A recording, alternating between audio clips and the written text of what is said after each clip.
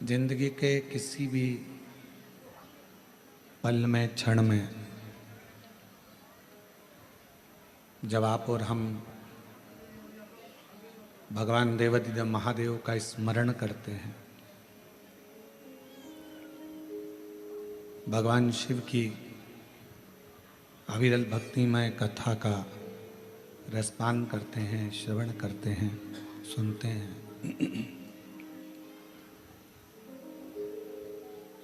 तो हमारे जीवन में कोई बदलाव जरूर आता है।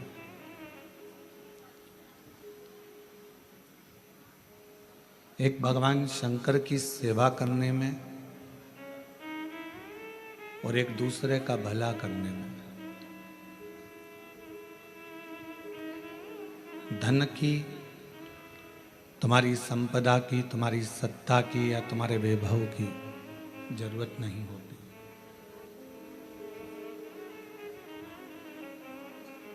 शिव जी की सेवा करना है, भगवान शंकर की अगर भक्ति करना है, भगवान शंकर का भजन करना है, सेवा करना है, उसमें भी धन की मूलता नहीं है। और आप किसी का भला कर रहे हो, उसमें धन नहीं, तुम्हारे निर्मल मन की, अच्छे मन की जरूरत होगी। शिव सेवा में भी भगवान शंकर की सेवा करने में या भगवान शंकर का स्मरण करने में भी मन चाहिए और दूसरे का भला करने के लिए भी मन चाहिए।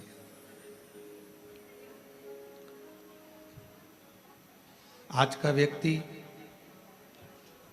भगवान को भी धन से पाना चाहता है और दुनिया को भी धन से पाना चाहता है। पर शिव महापुराण की कथा कहती है, अगर किसी को धन से पाओगे तो वो जल्दी से जल्दी छूट जाएगा। धन से पाया हुआ बहुत टिकता नहीं है, पर यदि कोई मन से आपके बीच में है, कोई मन से आपसे जुड़ा हुआ है, कोई मन से आपके संग लगा हुआ है, तो वो इतनी जल्दी हार मानने वाला नहीं होता। वो आपकी आखिरी मंजिल तक आपका साथ निभाने वाला होता है।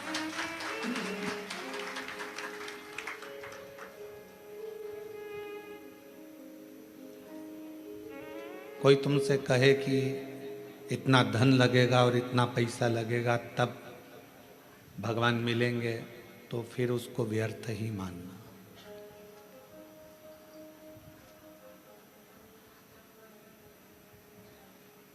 कोई तुमसे कहे कि इतना पैसा लगेगा और आपको आशीर्वाद मिल जाएगा, तो आप उसको व्यर्थ ही मानना। उसकी कोई मूलता नहीं है। हम अपने व्यासपीठ से, अपने इस व्यास गादी से हम बार बार कहते हैं, अगर कोई तुमसे हमारे लिए भी कहे कि सियोर वाले महाराज जी का हम आशीर्वाद दिला देंगे लगेगा, समझ लेना पक्का झूठ बोल रहा है। क्योंकि हम 4 दिन तो मिलते ही नहीं हैं। 5वें और 6ठे दिन जो आता है उससे मिलना हमारा कोई उसका शुल्क नहीं रहता, कोई धन नहीं रहता, कोई संपदा नहीं रहती। केवल आप आए और आपका और हमारा मिलना हुआ, 2 क्षण आपका आशीर्वाद हुआ और उसके बाद आप जाए। पर कोई संपदा, कोई धन से ना परमात्मा मिलता है और ना गुरु मिलता है। वो कोई और गुरु होंगे जो तुमसे पैसा लेकर तुम्हारे पास में समय 1-2 घंटे का, आधा घंटा का दे देंगे। हमारे पास इतना समय भी नहीं हम आपको आधा घंटा दें। हम तो केवल आप सामने आए, श्री शिवाय नमस्तुभ्यम, क्योंकि हमारे शास्त्रों में ऐसा वर्णन आता है कि जब भजन का बल आपका और आपके गुरु का दोनों बढ़ता है, तो गुरु केवल कृपा की दृष्टि ही कर देता है, तो कुछ मांगने की जरूरत नहीं पड़ती, अपने आप करने की जरूरत। किसी का भला करना है, उसके लिए धन है आपके पास में कि नहीं है, उसकी महत्वता नहीं। किसी का भला करने का मन में अगर भाव आ गया कि मुझे इस बच्चे की स्कूल की फीस जमा करना है, तो भगवान खुद व्यवस्था आपके पास करेगा। आपने मन में बना लिया कि मुझे इस व्यक्ति का इलाज करवाना है, इसके पास दवाई नहीं है, गोली नहीं है, भगवान स्वयं उसकी व्यवस्था करेगा। आपने मन ही नहीं बनाया किसी का भला करने का या भगवान का भजन करने का या स्मरण करने का, और सोचा धन के बल पर मुझे भगवान मिल जाए या धन के बल पर मैं किसी का भला कर दूं, वो ठीक नहीं। सबसे मूल है आपका मन, आपका हृदय, आपका चित्त, आपकी वृत्ति।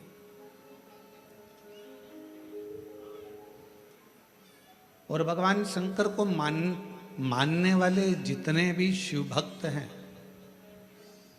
जो श्रावण के महीने में भगवान शंकर की आराधना कर रहे हैं, श्रावण के महीने में भगवान शंकर का भजन कर रहे हैं, श्रावण के महीने में शिव महापुराण की कथा को कोरबा छत्तीसगढ़ की पवित्र धरा से ऑनलाइन सुन रहे हैं, उनसे भी कहेंगे, जितने भगवान शिव के मानने वाले हैं, वो अपने अंदर एक बात उठा लेना कि मेरे शंकर भगवान तुम्हारे धन से, संपदा से, तुम्हारी सत्ता से, तुम्हारे वैभव से, तुम्हारी दौलत से कभी भी मेरा शिव प्रसन्न नहीं होता। मेरा भगवान, तो तुम्हें जो निशुल्क एक लोटा जल मिला है, बेलपत्र वृक्ष पर निशुल्क मिली है, और जल की धार और बेलपत्र एक चढ़ाकर आप बाबा को अपना बना सकते हो, शिव को अपना कर सकते हो। अब उसमें कोई आपका शुल्क नहीं लगा है। एक लोटा पानी में आपका कोई शुल्क लगा है क्या? अपने घर का लोटा, अपने घर का पानी, यहाँ तक शिव महापुराण ने कहा कि मंदिर का पानी भी नहीं उठाना, मंदिर का लोटा भी नहीं उठाना, अपने घर से लेकर जाओ, अपना दर्द सुनाने के लिए, अपने मन की बात भगवान को कहने के लिए, अपने साथ अपना जल लेकर जाए।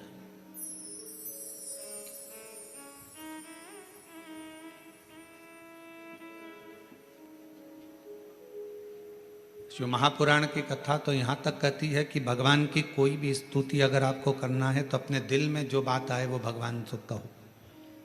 किसी की पढ़ी पढ़ाई, किसी की सुनी सुनाई स्तुति भी हमको नहीं करना, खुद की स्तुति जो आपके दिल से निकल रही हो भगवान के लिए, उसको पुकारने के लिए, उसको बुलाने के लिए, वो स्तुति खुद करिए।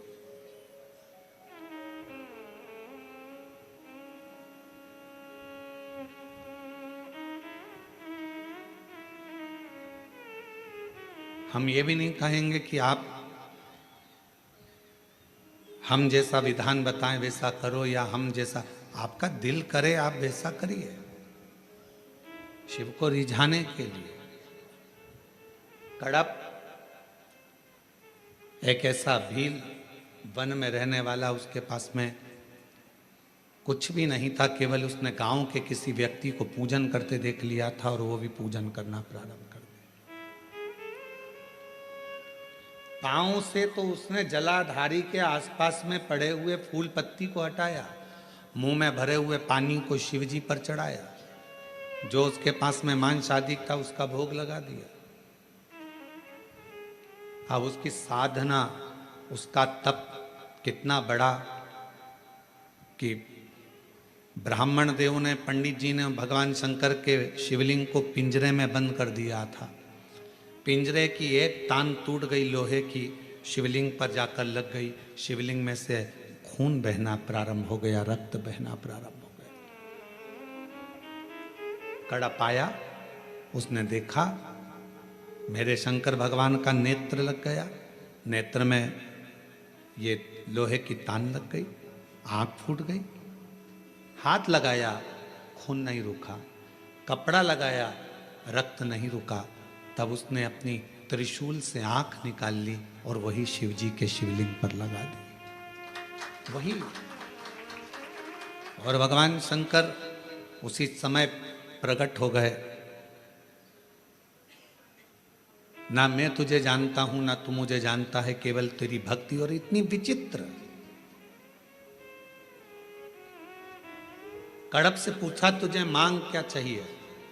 कड़प ने कहा बस इतना दे दीजिए कि संसार में रहने वाला कोई मनुष्य जिसको कुछ भी नहीं आता, आपका मंत्र भी नहीं आता, आपकी साधना भी नहीं आती, आपकी स्तुति भी नहीं आती, पूजन करने का तरीका भी नहीं आता, अगर वो आड़ी टेढ़ी भी पूजन करे, कैसे भी आपके मंदिर तक पहुंच जाए, बस आप जैसे मुझ पर कृपा करे हो ऐसी ही कृपा उस पर भी कर दो।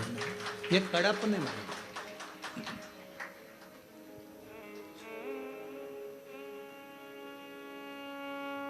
मेरे शंकर भगवान तुम्हारी स्तुतियों से, मेरे शंकर भगवान तुम्हारे बहुत बहुत सारा की 100 लोटे जल चढ़ाओगे तो शंकर जी प्रसन्न होंगे, 1.25 लाख बेलपत्र चढ़ाओगे तो शिव जी प्रसन्न होंगे। भगवान शंकर के लिए कड़क व्रत करोगे, कुछ भी खाओगे पियोगे नहीं तो शंकर भगवान प्रसन्न होंगे, या अपना घर छोड़ दोगे तो शंकर भगवान प्रसन्न होंगे, या भगवान शंकर को शहद चढ़ाओगे या शंकर भगवान को रस चढ़ाओगे, ये चढ़ाओगे तो शंकर भगवान प्रसन्न होंगे।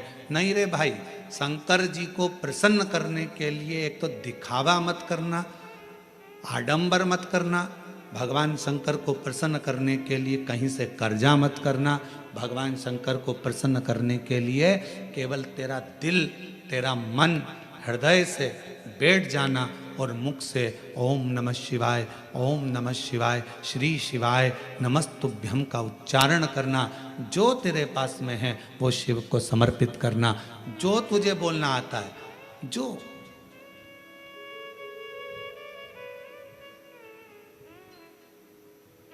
छोटा सा बच्चा तोतला बोलता है, माँ को अच्छा लगता है कि नहीं लगता है?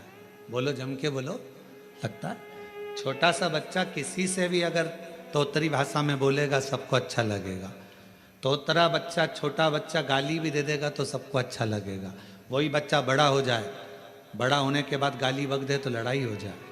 तोतरा है, माँ बाप स्वीकार करेंगे, लोग स्वीकार करेंगे, छोटा है सब स्वीकार करेंगे। शिव जी की कथा कहती है कि भगवान शंकर को रिझाने के लिए आपकी तोतरी भाषा से, आपके निर्मल मन की भाषा से, आपके हृदय की भाषा से आप शिव जी को जैसे रिझाना चाहोगे शंकर भगवान जल्दी प्रसन्न होंगे। और अगर आप आडंबर से, दिखावे से, छल से परमात्मा को पाने का प्रयास करोगे तो शिव कभी प्राप्त नहीं होगा। उसको पाने का तरीका ही सहजता है। निर्मल मन सो मोहि पावा, मोहि छल छिद्र कपट ना बावा। भगवान को पाने का सबसे सुंदर तरीका है कि बस हृदय से उसको पुकार।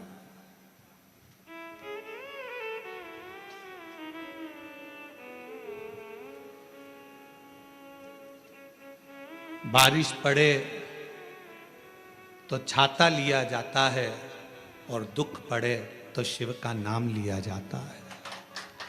केवल जब दुख आए, तकलीफ आए, कष्ट आए, परेशानी आए, थोड़ा सा भी जीवन में अगर लग रहा है कि हमारी कष्ट की जिंदगी चल रही है, हमारे परेशानी का जीवन चल रहा है, उस समय पर शिव नाम लेना प्रारंभ कर दो। श्री शिवाय नमस्तुभ्यम कहना प्रारंभ कर दो। धीरे धीरे उसका नाम उच्चारण करना प्रारंभ कर दो। घर के दरवाजे पर श्री शिवाय नमस्तुभ्यम लिख दो।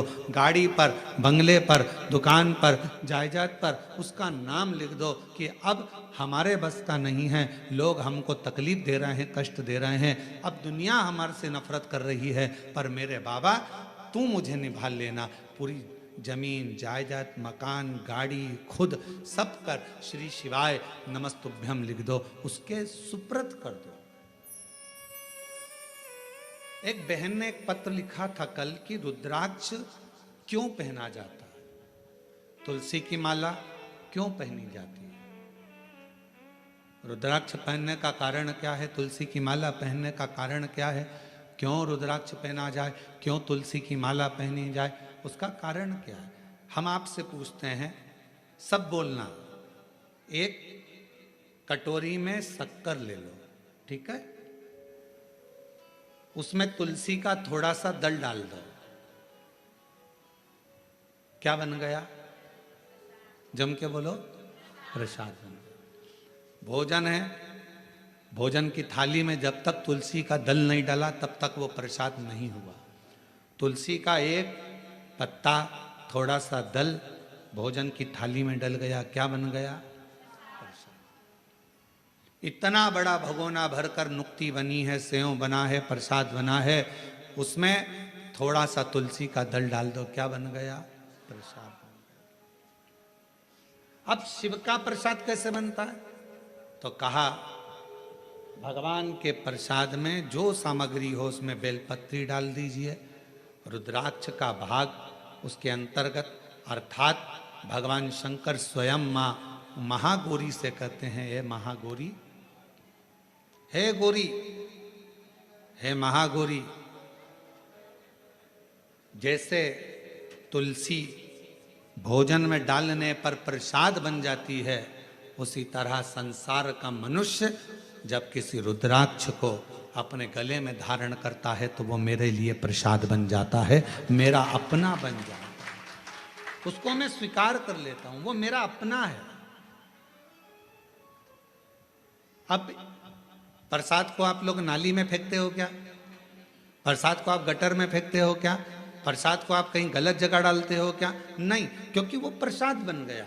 गले में अगर रुद्राक्ष की माला आ गई, एक रुद्राक्ष तुम्हारे गले में लाल धागे में पड़ा हुआ है, तुलसी की माला तुम्हारे गले में पड़ी हुई है, आप भगवान का प्रसाद हो। अगर चलते फिरते मौत का किसका ठिकाना, मृत्यु का किसको भरोसा, कब प्राण छूट जाए। अगर हमारे गले में रुद्राक्ष पड़ा है, तुलसी की माला पड़ी है और हमारे प्राण छूट भी गए तो हम वो प्रसाद हैं कि हमें नरक में नहीं पटका जाएगा, गलत जगह पर नहीं पटका जाएगा, हमको श्रेष्ठ जगह पर रखा जाएगा। प्रसाद को नाली में नहीं डालते, प्रसाद को गटर में नहीं डालते, रुद्राक्ष पहनने वाला, तुलसी की माला धारण करने वाले को गलत जगह पर नहीं भेजा जाता, गलत जगह पर। आप गले में अगर रुद्राक्ष धारण करते हो तो शिव का प्रसाद हो। और जितने शिव भक्त इस ऑनलाइन शिव महापुराण की कथा को आस्था चैनल पर श्रवण कर रहे हैं, फेसबुक यूट्यूब पर सुन रहे हैं और सोशल मीडिया पर इस कथा को अगर श्रवण कर रहे हैं, तो उनसे कहूँगा अपने गले में एक रुद्राक्ष अवश्य डालो। तुलसी की माला भी अगर है तो भी एक रुद्राक्ष जरूर डालो। क्यों? अगर गूगल पर सर्च करोगे, फेसबुक यूट्यूब पर सर्च करोगे, इंस्टा पर सर्च करोगे तो उसमें आपको मालूम पड़ेगा एक रुद्राक्ष यदि हमारे गले में होता है तो हमारी बीपी, शुगर, थायराइड, इन सब को लेवल में रखता है और वो ना शुगर बढ़ने देता है, ना शुगर घटने देता है, ना बीपी बढ़ने देता है, ना बीपी घटने देता है। एक रुद्राक्ष अपने गले में होना चाहिए।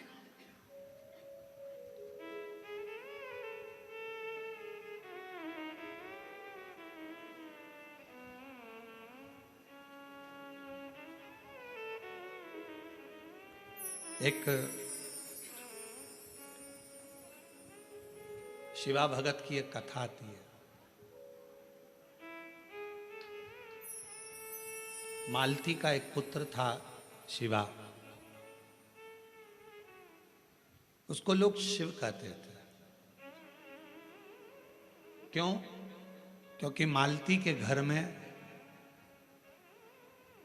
कमाने वाला कोई नहीं था, ससुर के प्राण छूट गए थे, पति शरीर से विकलांग था और मालती मेहनत करती, परिश्रम करती।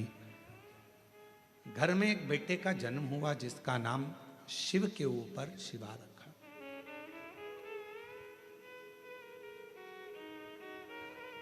पति विकलांग है, पत्नी कमाने जाती है, मेहनत करती है, परिश्रम करती है। एक अगर घर में तकलीफ है, घर में कष्ट है, परेशानी है, कलिकाल का समय है, कलयुग का समय है, शास्त्र कहता है कि इस कलिकाल में धर्म पत्नी को पति के कदम से कदम मिलाकर साथ देना चाहिए, मेहनत में, परिश्रम में आगे रहना चाहिए।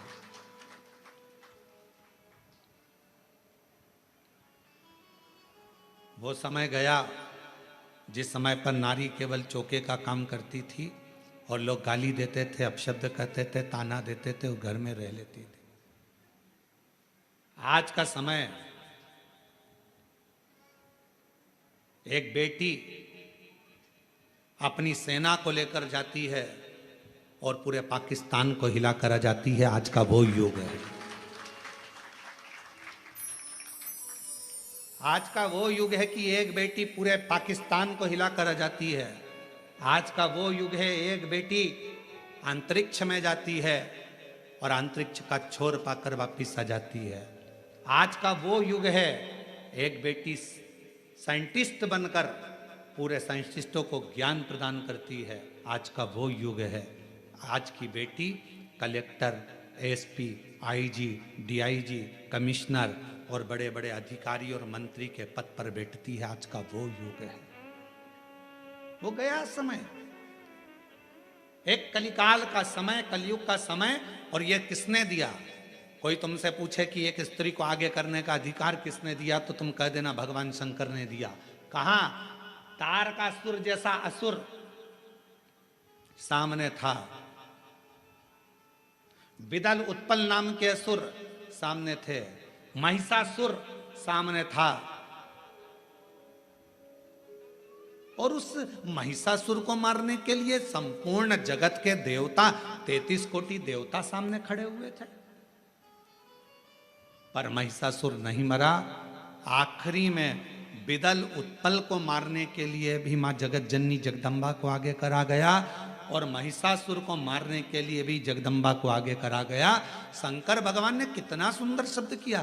पार्वती जी कहती हैं मैं आगे बढ़ूं, शंकर जी कहते हैं एक स्त्री पुरुष से ज्यादा बल रखती है, क्यों चिंता करती हो? एक लाइन आती है,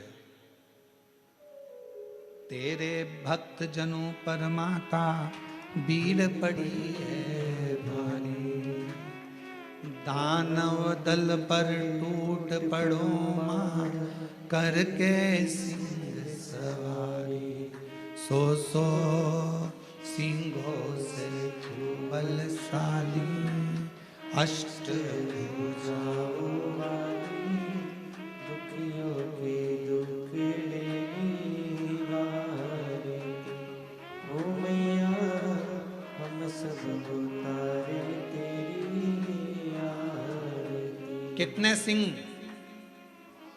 जम के बोलो जरा, फिर से लाइन बोलो, सो सिंहों से बलशाली, अष्ट भुजाओं वाली, दुखियों के दुख लेने वाली। 100 सिंहों से तू बलशाली है जगत जननी, 100 सिंहों से। आप जरा विचार करिएगा, किसी व्यक्ति को अगर संबोधित किया जाता है ये तो शेर है, मतलब वन ओनली एक, और बहू को सम्मानित किया जाता है 100 पे भारी है। बोलो सही है कि गलत है? एक व्यक्ति को संबोधित किया जाता है वन ओनली, शेर है। और अगर स्त्री को संबोधित किया जाता है तो कभी कभी सास भी कह देती है मेरी बहू तो 100 पे भारी। किसकी सुने? 100 पर भारी। इतनी बोलती है, इतना बोलती है कि 100 लोग बोले इतना बोलती है, इतना तेज है, इतनी तेज, पूरा मार्केट करके गाड़ी उठाए भुड़ भुड़ करके जाए, पूरा मार्केट करके 100 पर भारी। बोलो बोलो सत्य है कि गलत है? संबोधन अब किसी व्यक्ति के लिए ये तो शेर है, शेर ओनली वन, और वो 100 पूरी 100 भारी है। 100 सिंहों से बलशाली, अष्ट भुजाओं वाली, दुखियों के दुख हारे, ओ मैया हम सब उतारे तेरी आरती। अब 100 सिंहों के बराबर उसमें बल है। शंकर भगवान आज के युग में, कलयुग में, अगर स्त्रियां, नारियां आगे आकर कार्य कर रही हैं, स्त्रियां आगे बढ़ी हैं, तो इसमें सबसे बड़ा योगदान, सबसे बड़ी कृपा मेरे देवादिदेव महादेव की है, जिन्होंने पार्वती जी को आगे करा, मां जगदम्बा को आगे करा। तू असुरों को मार सकती है, तो भद्रकाली बन सकती है, तो कुष्मांडा बन सकती है, तो स्कंदा बन सकती है, और एक समय ऐसा आए तो तू अन्नपूर्णा भी बन सकती है। याद करिए, जब पूरा विश्व भूख से बिलख रहा था, पूरा विश्व, अकाल पड़ गया पूरी सृष्टि में, तड़पने लगे लोग, पक्षी मरने लगे, पशु मरने लगे, मानव मरने लगे, कुछ नहीं बचा। शिव अखंड समाधि में डूबे हुए थे, और शंकर भगवान अखंड समाधि में थे। देवता आए शिव जी से प्रार्थना करने के लिए, शिव जी उठते नहीं। ब्रह्मा जी आए, शिव जी उठते नहीं। इंद्र आए, शिव जी उठते नहीं। अखंड समाधि में लगे भगवान देवादिदेव महादेव, उठने का नाम नहीं। नेत्र बंद, क्या हो रहा है मालूम नहीं, पर पार्वती माता से रहा नहीं गया। सूचना मिली पूरा ब्रह्मांड हिल रहा है, सब भूख और प्यास से तड़प रहे हैं। तब मां अंबा जगदम्बा माता पार्वती ने विचार करा, मेरे बच्चे, ये संसार के लोग भूख से तड़प रहे हैं। तब मेरी मां अंबा जगदम्बा जी ने तुरंत अन्नपूर्णा का रूप धारण करा। भूमि पर चरण रखकर धान उत्पन्न किया।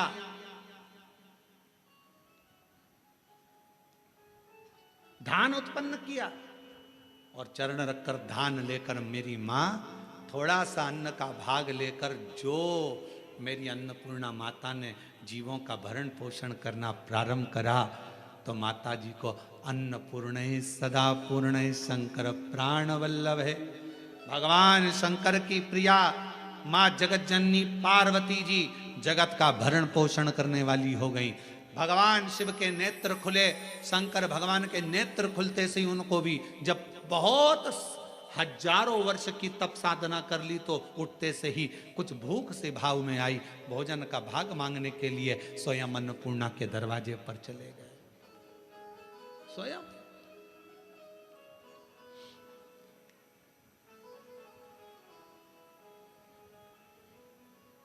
जब जगत पूरे विश्व में हाहाकार मचती है, तो वो अन्नपूर्णा बन जाती है। अगर नारी को अगर शक्ति दी है, तो किसने दी? शिव ने। शंकर भगवान की सारे चरित्रों को उठाकर देखिएगा, केवल देवादिदेव महादेव अपना अर्ध नारीश्वर स्वरूप का दर्शन कराते हैं। आधा शिव, आधा पार्वती। पार्वती तू मेरी शक्ति है, शक्ति ही शिव है और शिव ही शक्ति है, दोनों। अब उसको समझने वाला समझे, ना समझने वाला ना। मालती बेटे का नाम शिवा रख दिया। पति पांव से विकलांग था, करता कुछ नहीं था। अकेली मेहनत करने जाती है, परिश्रम कर। अब दुनिया की रीति है, जब एक नारी पुरुष की तरह आगे बढ़कर काम करती है और आगे बढ़ने का प्रयास करती है, तो दुनिया के लोग ताना देने का प्रयास करते हैं।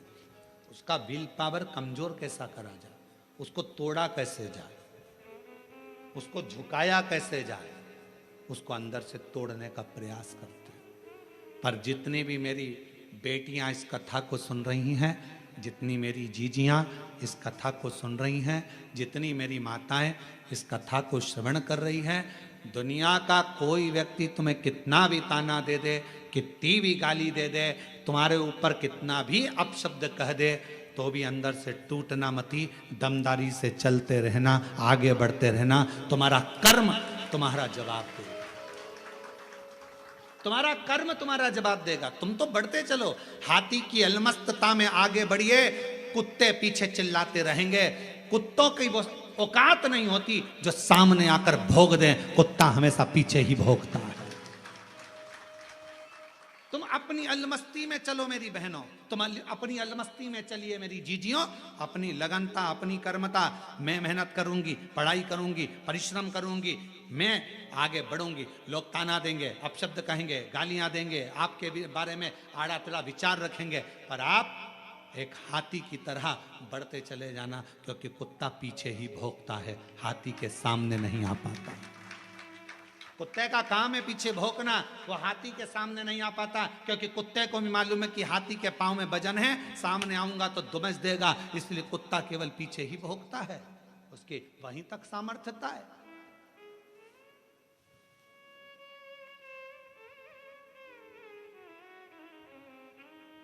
एक बहन, एक बेटी, एक मां, एक स्त्री जब अपने कर्तव्य पथ पर चले, उसको सोचना नहीं चाहिए कौन क्या कहेगा। आग लगे बस्ती में, मस्ती में, क्या किसको रोइए सोइए, कौन कहेगा, क्या बोलेगा, बोले। हम तो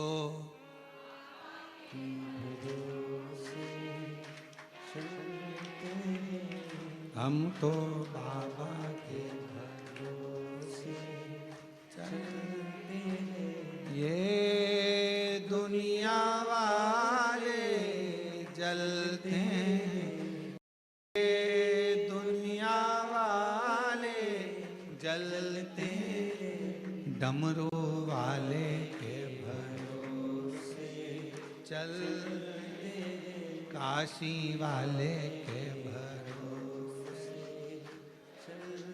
अपनी मस्ती में मेरी बहनों, मेरी जीजियों, मेरी बेटियों, अपनी मस्ती में अपने कर्तव्य पथ पर आगे बढ़ो। गली गली में कुत्ता मिलेगा, क्या हाथी सबसे भिड़ता है? बोलो बोलो, जम के बोलो। गली गली में कुत्ता मिलेगा, क्या हाथी सबसे भिड़ता है? नहीं।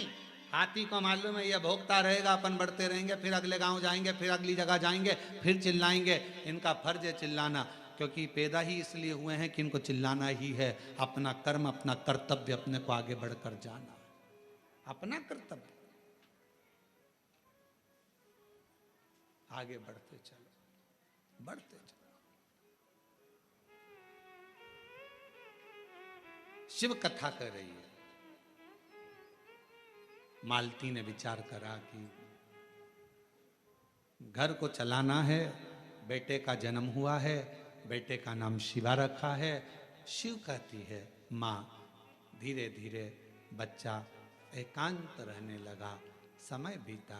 एक दिन माँ काम में लगी रहती, बच्चे को घर में जब भरण पोषण का कुछ ना पड़ा, कुछ भी, जिस जगह पर माँ काम करती थी उसी जगह पर उस बच्चे को काम पर लगा दिया और कह दिया मेरा स्वास्थ्य ठीक नहीं, सेठ जी मैं आपकी दुकान पर, आपके घर पर कार्य करने नहीं आ सकती, अब मेरा पुत्र है।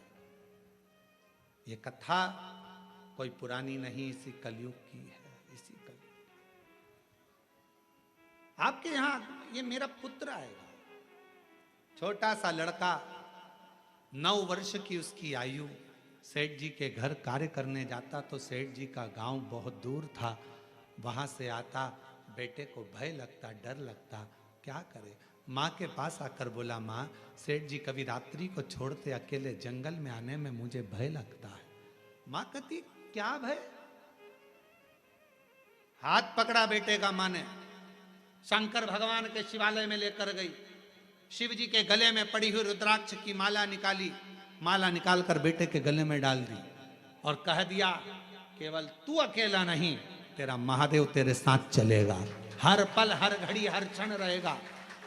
और मालती की कथा कहती है, भगवान शंकर का चरित्र कहता है, रात्रि के समय पर बेटा शान से धड़क बेधड़क चलकर आता था।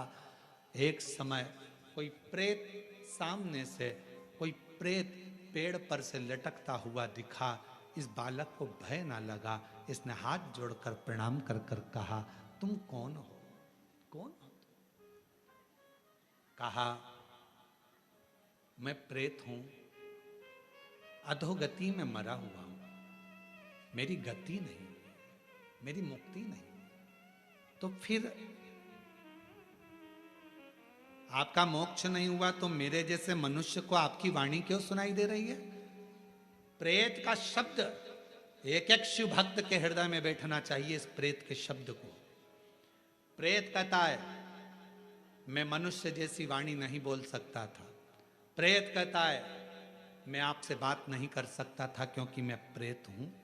पर आप रोज प्रतिदिन रुद्राक्ष की माला को धारण कर कर यहां से निकलते हो।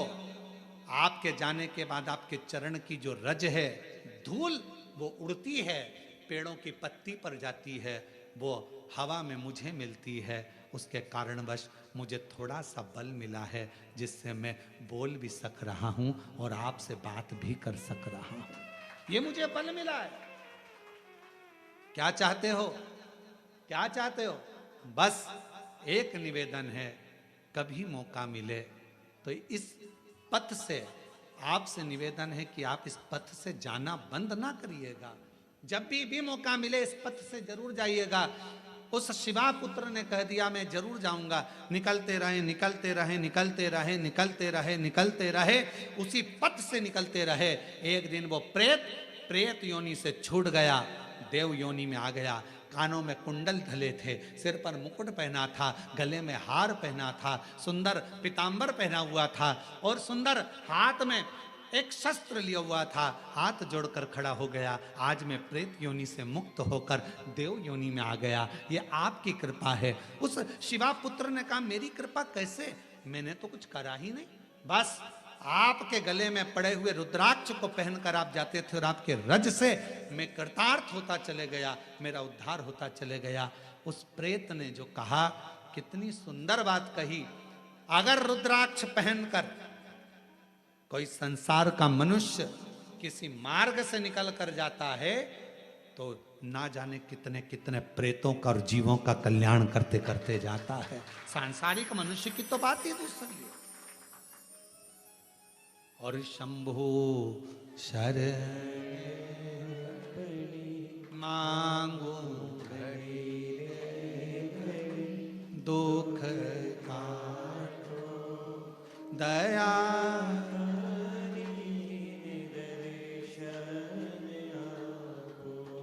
शंभु शरण मांगू घड़ी रे दुख काटो दया करीने दर्शन। एक प्रेत की भी गति रुद्राक्ष धारण करने वाले जीव से हो जाती है। माताएं कहती हैं कि रुद्राक्ष पहनना चाहिए, क्यों नहीं? हम तुलसी की माला पहने कि रुद्राक्ष पहने, दोनों पहनो, कोई दोष तो नहीं लगेगा। कहां लिखा कि तुलसी पहनने वाले को रुद्राक्ष नहीं पहनना चाहिए, रुद्राक्ष पहनने वाले को तुलसी नहीं पहनना चाहिए?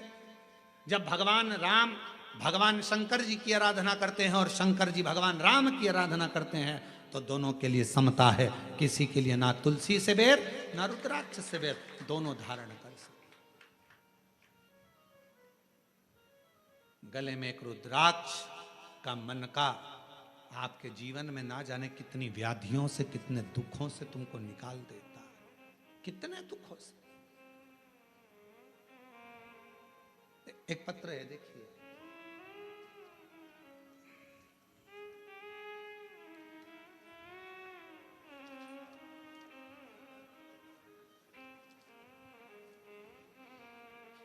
रुक्मणी पटेल, शिव नारायण पटेल, ग्राम रामपुर, जिला कोरबा,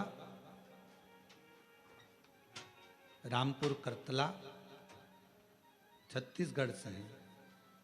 12 वर्ष तक मेरे यहाँ संतान का सुख नहीं हुआ। हमने मेडिकल टेस्ट कराया, टेस्ट बेबी करवाया, सब कुछ करवाया, पर संतान का सुख नहीं हुआ। तब किसी ने कहा कि सफेद आंकड़े की जड़ का प्रयोग करो और भगवान शंकर का पशुपति व्रत करो, टीवी पर कथा आती है वो सुनो। हमने सब कुछ किया। फिर बाद में जब संतान का सुख नहीं आया तो फिर वापस व्रत किया और कोकड़ी में आपकी कथा थी वो श्रवण करी। बाबा की ऐसी कृपा हुई गुरुदेव, मेरे बाबा ने 12 साल के बाद मुझे संतान दी। मैं बाबा को प्रणाम करती हूँ।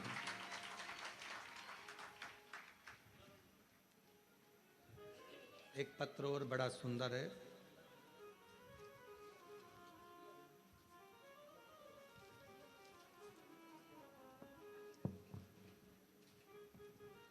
एक रुद्राक्ष के जल की क्या महत्वता है इस पत्र में देखिए।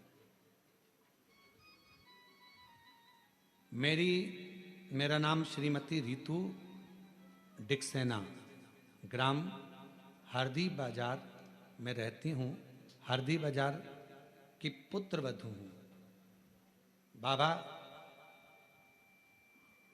शादी के 12 वर्ष के बाद 2023 में मेरे गर्भ में मुझे तकलीफ हुई। पहले डॉक्टरों को दिखाया तो बच्चेदानी में छाले बता दिए। फिर डॉक्टर को दिखाया तो गर्भाशय में बच्चेदानी में 7 गठाने हो गए। घबरा गए। डॉक्टर ने कहा ये गठानों की जांच होगी, मालूम पड़ेगा कि कौन सी बीमारी है। हम लोग घबरा गए। तब किसी ने कहा कि सीहोर जाकर अगर वहां का रुद्राक्ष लाया जाए, और सीहोर गए। वहां से आकर गुरुजी हमने पशुपति व्रत भी किया। रुद्राक्ष को पानी में गलाकर उसका जल पीना प्रारंभ करा। और फिर 29/5/2025 में हम बिलासपुर में फिर चेकअप कराने के लिए गए। बाबा ने ऐसी कृपा कर दी, कोई ऑपरेशन करने की जरूरत नहीं पड़ी। और बाबा की कृपा से मेरी पूरी रिपोर्टें नॉर्मल आ गई, जिन रिपोर्टों को मैं अपनी फाइल में भी लगा कर लाई हूं कि मेरी सारी रिपोर्ट बाबा ने नॉर्मल कर दी। शिव शिव है, शंकर शंकर है, शिव शिव है। एक रुद्राक्ष यदि गले में पड़ा हुआ है, एक रुद्राक्ष यदि हम उसका जल पी रहे हैं, एक रुद्राक्ष हमारे घर में हम रख रहे हैं, उसका जल पी रहे हैं, या हमारे गले में धारण कर कर रख रहे हैं, उसका फल आ जाए। हमको मिलता जरूर है।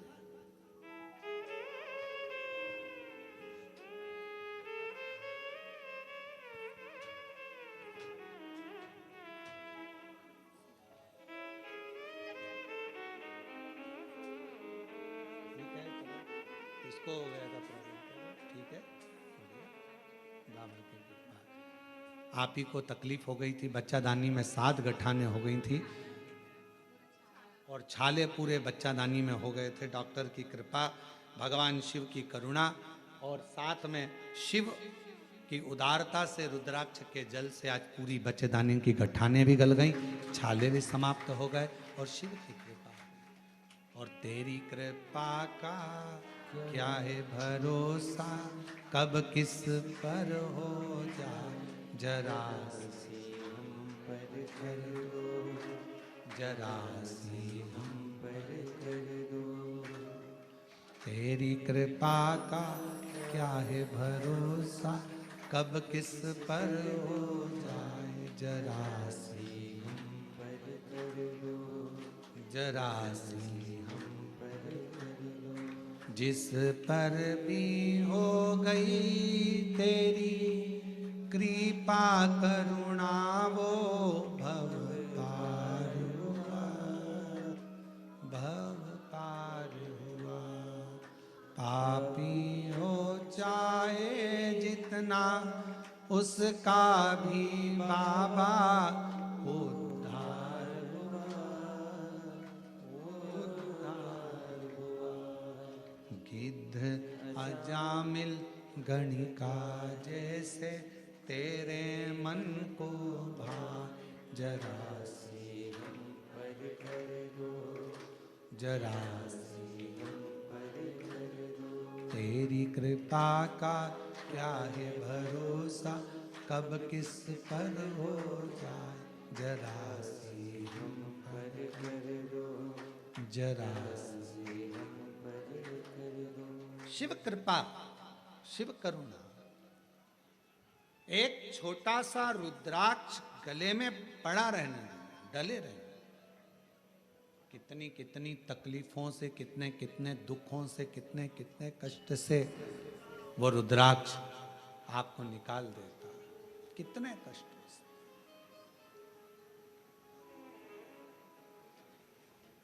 शिव महापुराण की कथा करेंगे। शंकर भगवान की भक्ति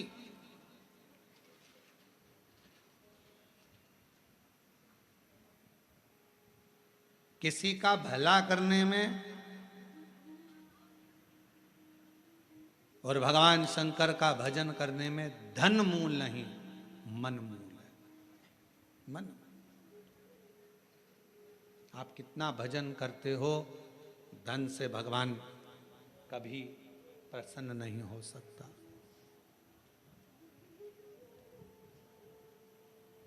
धन से भगवान कभी प्रसन्न नहीं, आडंबर से भगवान कभी प्रसन्न नहीं हो सकता। क्या था माता पार्वती जी के पास में?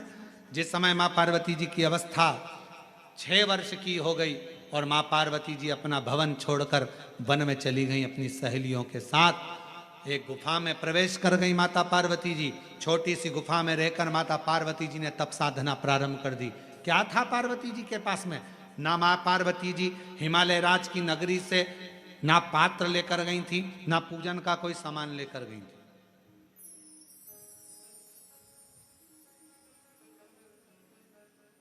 कोई वस्तु माता पार्वती जी लेकर नहीं गई। अपने पिता के घर से गई तो खाली हाथ गई। अपनी सहेलियों के साथ, सखियों के साथ गुफा में बैठकर भगवान का तप करने बैठ गई। जब पार्वती जी ने देखा कि मैंने हजारों समय निकाल दिया, वर्ष निकाल दिया, शिव जी प्रसन्न नहीं होते, शंकर भगवान सामने आते ही नहीं। और आपको पहले भी कथा में कहा, तप से भगवान को प्रसन्न करना कोई साधु, कोई सन्यासी, कोई तपस्वी, कोई साधक, कोई उपासक तप से भगवान को प्रसन्न कर सकता है। योग से, साधना से भगवान को कोई तपस्वी साधक प्रसन्न कर सकता है। आप और हम तो कलयुग में रहने वाले हैं। आप तप करते हो क्या? आप करते हो तो बात दूसरी, हमसे तो नहीं बन पाता। हमसे तो केवल एक ही काम बनता है, सारी समस्या का हल जल। तब हमसे भी नहीं बनता। कोई हमसे कहे तुम साधना में बैठते हो, नहीं साहब, हम तो एक ही काम करते हैं। जय सुबह से लेकर शाम तक जितना समय मिलता है, श्री शिवा नमस्तुभ्यं, श्री शिवाय नमस्तुभ्यं। फिर कोई पूछे आपने क्या खाना छोड़ दिया, आप क्या फलाहार करते हो, तो हम जहाँ रुके हुए हैं वहाँ आकर हमारी जीजियों से पूछना, जो प्रसाद बनाती हैं उनसे पूछना क्या व्रत रखते हैं? नहीं, भोजन करते 2 रोटी सुबह, शाम को 1.5 रोटी, इससे ज़्यादा नहीं। भजन का बल, स्मरण, अपनी भक्ति। और छत्तीसगढ़ आते हैं तो चावल जरूर खाते हैं, वो जरूर पाते हैं। बाकी की जगह पर अगर कथा करने जाते हैं तो अपना सुबह का 2 रोटी है, शाम की 1.5 रोटी है, चावल प्रसाद भी नहीं लेते। कोई बाजार का तुम्हारा मीठा मीठा कुछ आप पूछिएगा जो प्रसाद बनाते हैं, कोई मीठा मीठा बाजार का नहीं, कोई चीज़ें नहीं, केवल साधारण भोजन, बाबा का भजन और आनंद। इससे ज़्यादा क्या करना? भक्ति करो, भजन करो, स्मरण करो, कीर्तन करो, मंत्र जाप करो, श्री शिवाय नमस्तुभ्यम जपते जपो। जितना भजन कर सकते हो उतना करो, जितना मंत्र जाप कर सकते हो उतना।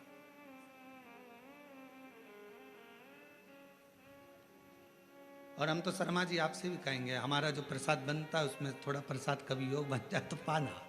शंकर जी की प्रसादी कभी योग बने तो जरूर लीजिए प्रसाद का भाव। और बनाने वाला भी कौन होता है? माताएं तो रोटी सेकती हैं और हमारे पंडित जी सब्जी से बनाते हैं, या आशीष भैया सब्जी बना देते हैं। जो भाजी अपने बच्चे लोग बनावे, पा लिया आनंद। शिव तत्व की प्राप्ति हो, शिव तत्व। ना हमसे तप बनता, और हमें भरोसा है आपसे भी नहीं बनेगा। आपसे कोई कहते पेड़ के नीचे बैठी रहे, सिर पे पल्लू लेके बैठी 4 घंटे तक, बनेगा? घर छोड़ सकते हो? नहीं। नदी पर जाकर बैठ सकते हो? थोड़ा सा नदी में पानी बड़ा, बारिश में तो पीछे खसक जाओगे, तुरंत नहीं बन सकता। ना हमसे तब बन रहा है, ना साधना बन रही है, ना हमसे कोई ऐसा व्रत बन रहा है। पहले के व्रत आज के व्रत में अंतर है। आज के व्रत में तो पेट भरकर फराल कर लो, फिर भूख लग जाती है, फिर सेव फल खा लिया, केला खा लिया, पपीता खा लिया, रात्रि के फिर फलहार की तैयारी, फिर वो खाने के बाद फिर दूध पीने की तैयारी, फिर आधी रात को फिर पति को नींद नहीं आ रही, पति बोले तेरा व्रत है, हाँ आज एकादशी है। पति ने मन में सोचा 11 बार खा लेती एकादशी पूरी हो जाती, क्यों ना खा।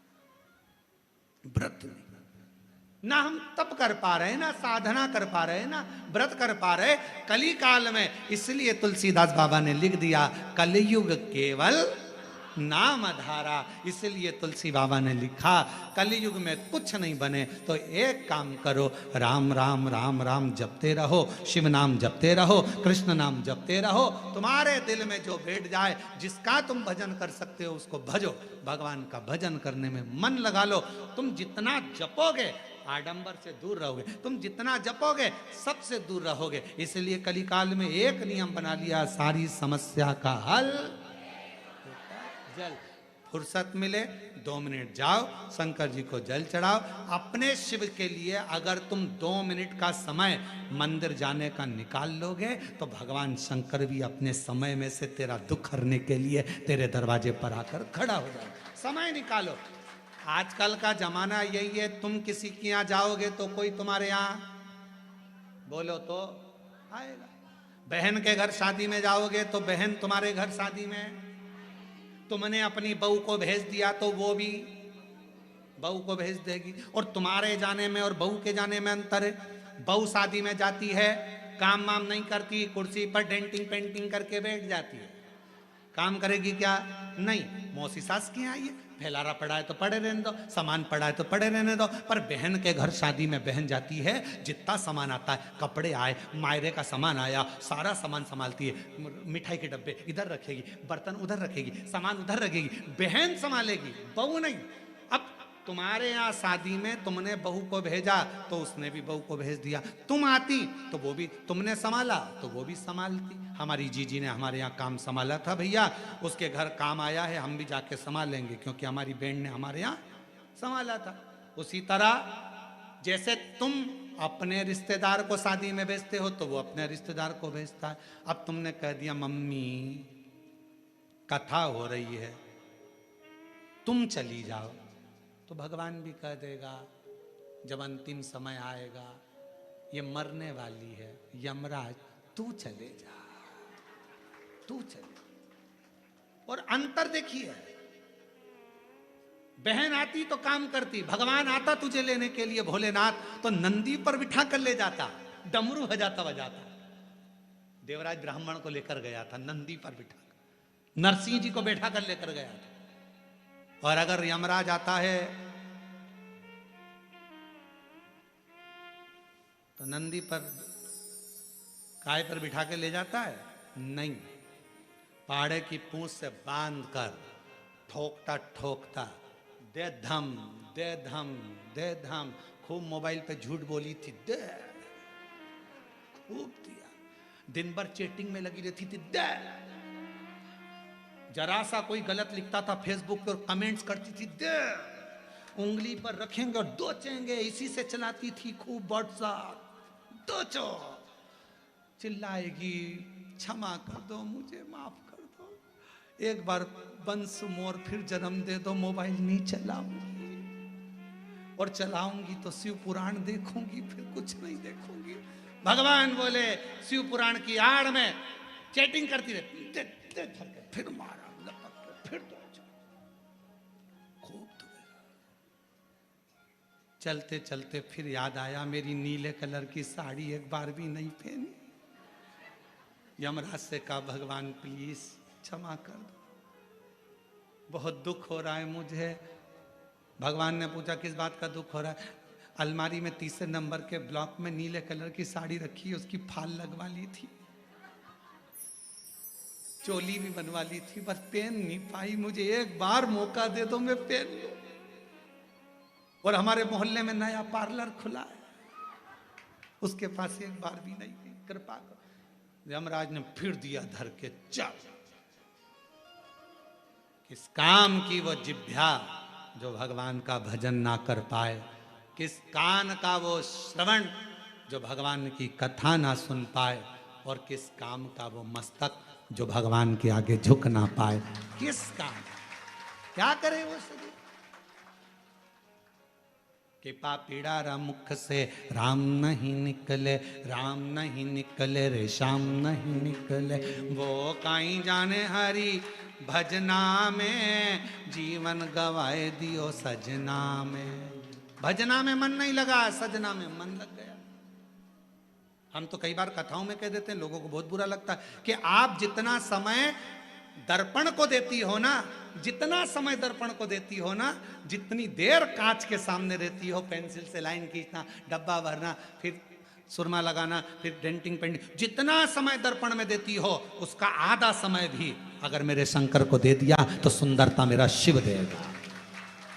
आधा समय निकाल कर भगवान शिव को दीजिए। और पुरुषों से निवेदन है, जितना समय फालतू की चर्चा में, व्यर्थ की बातों में, व्यर्थ के कमेंट्सों में और व्यर्थ की बातों में लगाते हो ना, उतने में से आधा समय निकाल कर मेरे शंकर के मंदिर में अपनी पत्नी को साथ लेकर एक लोटा जल चढ़ाने जा, तेरी पूरी जिंदगी संवर जाए। थोड़ा सा समय निकाल। अभी कावड़ चल रही है, पूरे भारत में कावड़िया कावड़ लेकर जा रहे हैं। जितने कावड़िया भारत की भूमि पर कावड़ लेकर जा रहे हैं, उनके चरणों को मैं नमन करता हूं। कोरबा की इस भूमि से मैं दंडवत प्रणाम करता हूं कि कावड़िया सनातन धर्म को जागृत कर रहे हैं। एक कावड़िया 50 व्यक्ति को जागृत करता है, सनातन धर्म को मजबूत करता है। मैं उनको प्रणाम करता हूं। जो नवयुग बेटा बेटी, नवयुवक बेटा बेटी, माताएं बुजुर्ग, सब अपने अपने भाव से भगवान की कावड़ लेकर जा रहे हैं। और जो कावड़ियाओं की सेवा में लगे हैं, कावड़ियाओं की सेवा में जितनी बड़ी बड़ी संस्थाएं सेवा में लगी हुई है, आप कभी बाबा धाम जाकर देखो।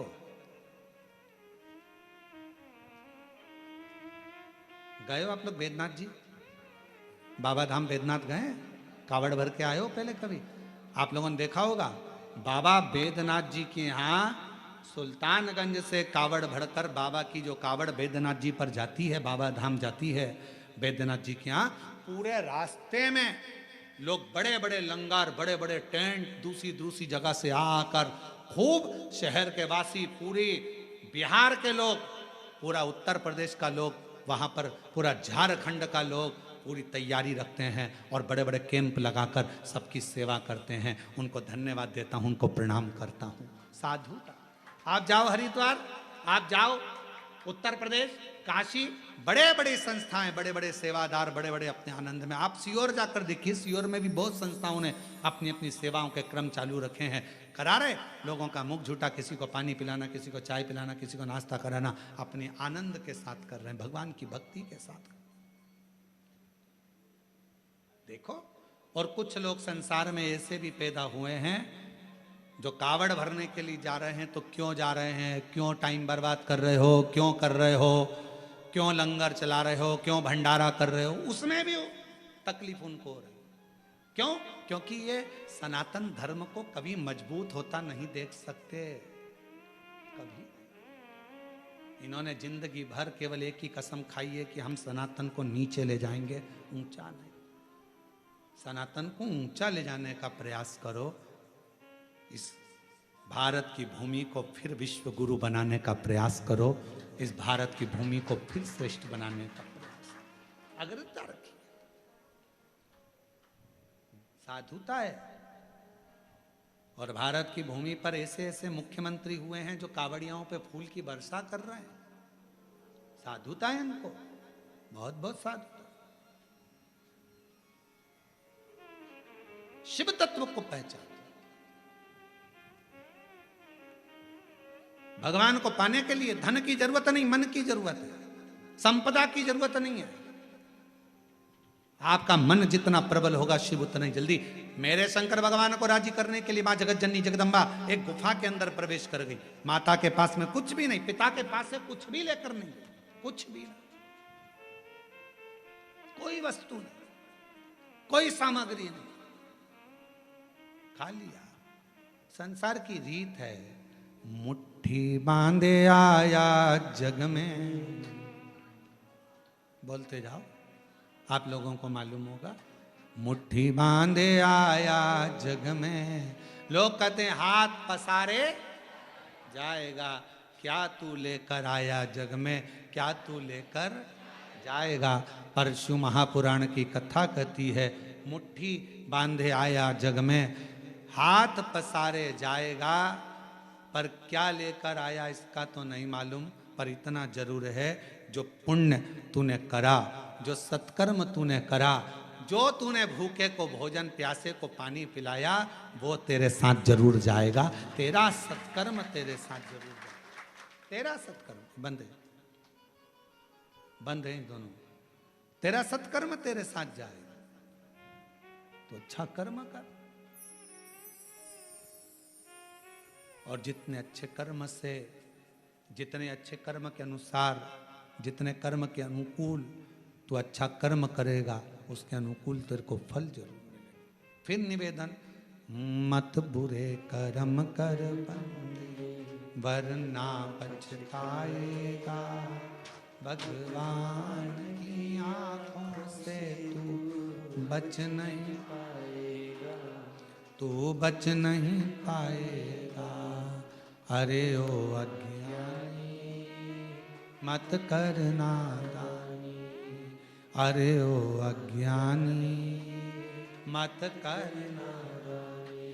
तेरे कर्म का फल भी तू ही पाएगा, जैसा किया तूने तेरे आगे आएगा। मत बुरे कर्म कर बंदे, वरना पछताएगा। भगवान की आंखों से तू बच नहीं, हो गया, तू बच नहीं पाएगा। अरे ओ अज्ञानी मत करना, अपने कर्म का दंड अपने को भोगना। पर दुनिया को अपना कर्म दिखता कहाँ है।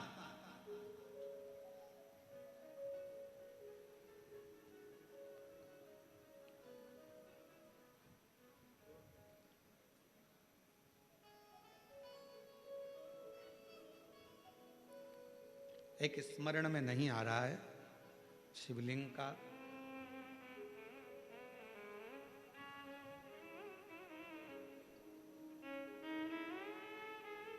ओमकारेश्वर में कौन कौन गया है ओमकारेश्वर? गए हो आप लोग? ओमकारेश्वर की, फिर बंद हो गए।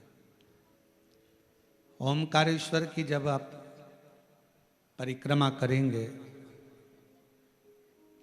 और ओमकारेश्वर की परिक्रमा करते समय जब आप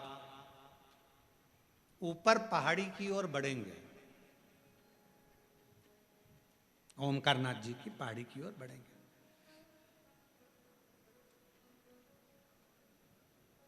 एक गौरी केदार मंदिर आता है, गौरी शंकर मंदिर। एक गौरी केदार या गौरी शंकर मंदिर का स्मरण होगा तो कभी, बहुत प्राचीन मंदिर है, बहुत प्राचीन मंदिर, बहुत प्राचीन। जितने भी लोग ओमकारेश्वर जाएं तो वहाँ जरूर परिक्रमा मार्ग में ऊपर की ओर जाकर दर्शन करें। परिक्रमा मार्ग बहुत प्राचीन है, कई शताब्दियों पुराना, बहुत प्राचीन, बहुत प्राचीन। वहाँ एक शिवलिंग है, लगभग 5.5 से 6 फीट की हाइट का,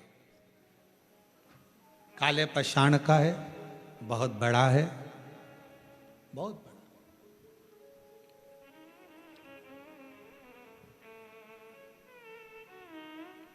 जब मुगलों का राज्य हुआ,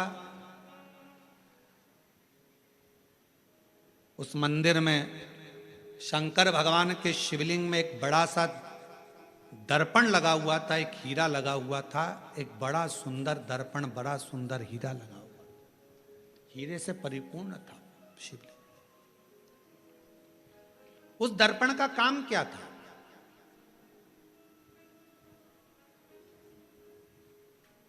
उस दर्पण का क्या काम था? उस दर्पण का केवल एक काम था, उस हीरे का एक काम था, जो उसके सामने आता था उसका पुराना जन्म और आने वाला जन्म वो दर्पण, वो हीरा बता देता था कि ये अगले जन्म में क्या था, इसने क्या कर्म करा था, और इस जन्म में भोगने के बाद जो अगला जन्म पाएगा उसमें क्या करेगा। वो दर्पण जो शंकर भगवान के शिवलिंग पर जो हीरा लगा हुआ था वो बता देता था। अब उस समय पर जिन मुगलों का राज्य था वो उस मंदिर में गए और उस मंदिर में जाकर उन्होंने जैसे ही उस राजा को मालूम पड़ा, नवाब को मालूम पड़ा, उसने कहा जरा जाकर देखता हूं, देखूं जरा। और नवाब गया, राजा गया, उसने भगवान शंकर के शिवलिंग के सामने जो हीरा लगा था, दर्पण लगा था, उस हीरे को उस दर्पण में अपना प्रतिबिंब देखा। उस दर्पण में, उस हीरे में उसने अपना प्रतिबिंब देखा। और जो उसने प्रतिबिंब देखा, प्रतिबिंब देखते ही उसने देखा मेरा पूर्व का जन्म इतना बुरा था और आने वाला जन्म मेरा उससे भी ज्यादा बुरा होगा। गुस्सा आ गया उसको, पूरा मंदिर तहस नहस करवा दिया, आसपास का पूरा मंदिर तोड़वा दिया, हीरा जड़त, दर्पण हीरा सब जो लगा था सब तोड़ तोड़ा कर लेके चला गया। सब टूट गया, सब नष्ट कर दिया। शिव महापुराण की कथा कर रही है, भगवान शंकर का चरित्र कर रहा है, शिव तत्व कह रहा है। अगर वो राजा चाहता तो शिव महापुराण की कथा में लिखा है, दुनिया के सामने आप कैसे भी रह लो पर तुम्हारे कर्म का दंड तो तुमको भोगना पड़ेगा। पर यदि अगर शंकर भगवान को एक लोटा जल आप समर्पित कर रहे हो तो तुम्हारा पहला क्या निकला, बाद में क्या होना है, वो महादेव के हाथ में चला जाएगा और महादेव तुम्हें कष्ट नहीं देगा, महादेव तुम्हें तकलीफ नहीं देगा, दुख नहीं देगा, कष्ट नहीं देगा। फिर वही लाइन आ गई स्मरण में कि मत बुरे कर्म कर बंदे वरना पछताएगा, भगवान की आंखों से तू बच नहीं पाएगा, तू बच नहीं पाएगा। अरे ओ अज्ञानी मत कर नादानी, अरे ओ अज्ञानी मत कर नादानी, तेरे कर्म का फल भी तू ही पाएगा, जैसा किया तूने तेरे आगे आएगा। मत बुरे कर्म कर बंदे वरना पछताएगा, भगवान की आंखों से तू बच नहीं पाएगा, तू बच नहीं पाएगा। शिव महापुराण की कथा कर रही है, भगवान शंकर का चरित्र कर रहा है। कोई दिखावा, कोई धन, कोई दौलत पार्वती जी लेकर नहीं गई। तप करने के लिए मां पार्वती जी बैठी, तब से शिव प्रकट नहीं हुए। साधना करने पार्वती जी बैठी, प्रकट नहीं हुए। सारा व्रत, सारा उपास, सारी साधना, सारा तप पार्वती जी ने कर लिया, शिव प्रकट नहीं हुए। तब सखी ने कहा, तब सखी बोली, सहेली ने कहा, पार्वती मैंने सुना है शंकर भगवान एक लोटे जल से प्रसन्न हो जाते हैं। मैंने सुना है शिवजी एक बूंद जल चढ़ जाए शिव प्रसन्न हो जाते हैं।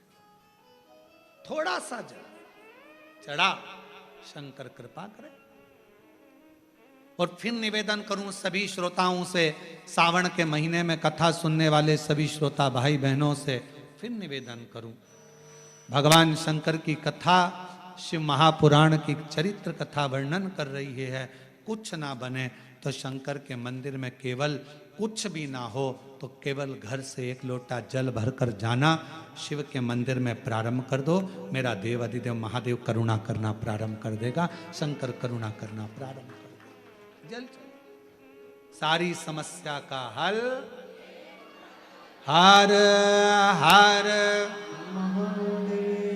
बोल बम का नारा है, सारी समस्या का हल श्री शिवाय। केवल जल चढ़ाना प्रारंभ और कुछ भी नहीं। शिव स्वीकार करेगा, भगवान शंकर स्वीकार करेगा।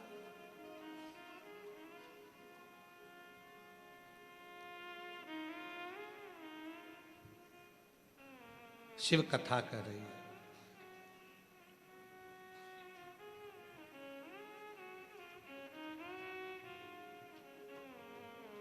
एक गुरु में और एक शिव में एक बहुत बड़ा अंतर होता है।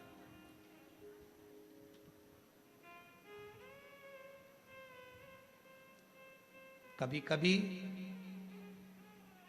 जैसे माता पार्वती जी को उनकी सहेली गुरु बन गई,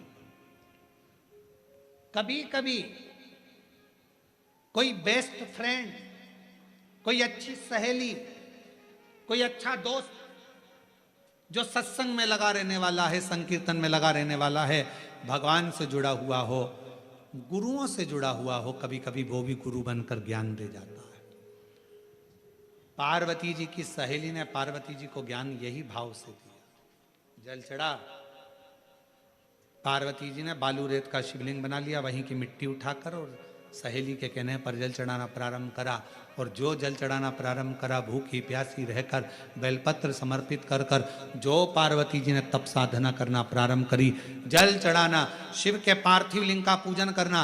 और शिव महापुराण में वर्णन है, लिंग पुराण में वर्णन है, स्कंद पुराण में वर्णन है, कुर्म पुराण में वर्णन है कि पार्थिव लिंग का पूजन करने वाला व्यक्ति जिंदगी में सारे सुख पा लेता है। पार्थिव लिंग का पूजन करने वाला।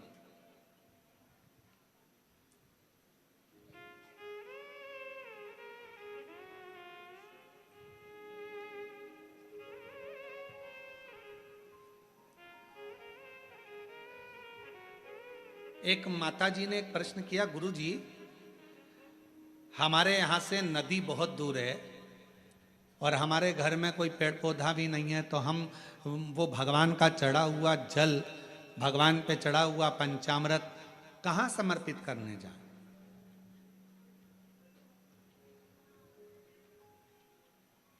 हमने कहा कि मिट्टी तो है तुम्हारे घर में, तो कहा मिट्टी तो है। हमने पूछा कितनी मिट्टी मिल जाएगी? उन्होंने कहा गुरु जी ये तुम जितनी बोलो, 1 तगाड़ी 2 तगाड़ी 10 तगाड़ी, जितनी मिट्टी बोलो उतनी मिल जाएगी। हमने कहा तुम्हारे यहाँ पर बड़ा सारा थाल है? हाँ। थाल भर के मिट्टी ला सकते हो? हाँ। हमने कहा लेकर आना। हम जहाँ ठहरे हुए थे वहाँ वो थाल भरकर मिट्टी लाए। एक बड़ा सा आरती करते ना हमारे शर्मा जी, वो आरती करने के लिए भी थाली नहीं लाए, थाल लाए।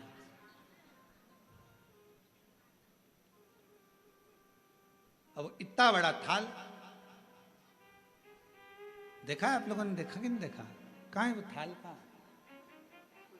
अच्छा रखा, देखा तो है ना तुम लोगों ने आरती के समय पे, या फिर शाम को आएगा आरती में, तुम देख लेना है। हमारे यहाँ ये महाकाल सेवा समिति व भक्त मंडल है ना, ये छोटा मोटा मंडल नहीं है, ये हर चीज बड़ी करता है। तो यहाँ ये आरती की थाली भी छोटी नहीं लाया, ये आरती की थाली भी बड़ी लाया, और ऐसी मोटी थाली इतनी बड़ी। अब वो आरती करने वालों से हम उनका हाथ देखते हैं तो कई बार हमें सोचने में आता है पकड़ भी पा रहे हैं कि ना पकड़ पा रहे हैं राम जी है। अब मोटी सारी थाली, अब वो इतने बड़ी थाल लिया है। हमने कहा इसको मिट्टी से भर ला। अब वो मिट्टी से भर कर लिया। अब मिट्टी से भर कर लाई, हमने उसको बीच का जो भाग था उसमें थोड़ा सा चंदन अगर तगर डालकर सुंदर बढ़िया उसको चंदन का छींटा देकर दही आदि मिलाकर घी मिलाकर उसका शिवलिंग बीच में बना दिया। अब जैसे ये थाली और मिट्टी से भरी बीच में शिवलिंग बना दिया। शिवलिंग बनाकर वहीं उंगली से जलाधारी बना दी। अब हमने कहा इस पे जल चढ़ा, पानी दिख रहा है कहीं पर कि नहीं गुरुजी? दूध चढ़ा, कहीं दिख रहा है गुरुजी? नहीं गुरुजी। दही चढ़ा, कहीं दिख रहा है? शहद दिख रहा है? घी दिख रहा है? नहीं। फिर पानी चढ़ा, कहाँ गया वो शहद? कहाँ गया वो दल? कहाँ गया वो दूध? सब जो थाली में मिट्टी भरी थी सब उसने सोख लिया। शिवलिंग बीच में वैसा की वैसा ही रह गया। और अब उसे विसर्जन कहाँ करे? तो एक लोटा जल डालना, बाद में पूरा शिवलिंग विसर्जन हो जाएगा। उस मिट्टी को किसी गमले में ले जाके डाल देना। शंकर भगवान अपनी अलमस्ती के आनंद में, पार्थिव पार्थिव होता, पार्थिव पार्थिव है। 23 जुलाई को आप लोग जब बाबा का अभिषेक करें, शाम के समय 7 बजे से 8 बजे तक आप और हम बैठेंगे। ऑनलाइन अभिषेक चलेगा श्रावण के महीने का। पार्थिव अभिषेक करते समय शाम को जब 8 बजे विसर्जन का समय आए, आपका मन पड़े दूसरे दिन विसर्जन करो, आपका मन पड़े रात्रि में, शाम के समय जब अभिषेक पूर्ण हो जाए, विसर्जन का जब मंत्र बोल दिया जाए, आप विसर्जन करें। शिवरात्रि का दिन एक ऐसा दिन होता है कि शिवरात्रि की रात्रि को 4 पहर में 4 बार कई भक्त शिवलिंग का निर्माण करते हैं, 4 बार विसर्जन करते हैं। 4 बार शिवलिंग का निर्माण करते, 4 बार विसर्जन करते, 4 बार शंकर की आराधना में डूबे रहते हैं। पूरी रात शिव की आराधना चलती रहती, पूरी रात साधना में। और पढ़िएगा शिव महापुराण में सारे लेख आपको मिलेंगे, सारे लेख। शिव महापुराण में एक एक चीज आपको पढ़ने को मिलेगी, कोई अलग से हटकर कुछ। काली मिर्च चढ़ाने का क्या विधान है? गेहूं के दाने चढ़ाने का क्या विधान है? काली तिल चढ़ाने का क्या विधान है? धतूरा चढ़ाने का क्या विधान है? शमी पत्र चढ़ाने का क्या विधान है? बेलपत्र चढ़ाने का क्या विधान है? जो जो चीज 23 जुलाई को चढ़ाई जाएगी उसका सारा विधान आपको आप शिव महापुराण के अंदर मिलेगा। बस पढ़ना उसको, केवल पढ़ो, अध्ययन करो। किसी ने लिख दिए, लिख देगा, लिखने वाला लिखेगा ये क्यों चढ़ाया, इससे क्या होता है, नहीं, अपने पढ़ो, उसको अध्ययन करो। चावल के दाने, गेहूं के दाने, अन्न का भाग, मूंग, ये सब प्रसंग हमारे शास्त्रों में है सब।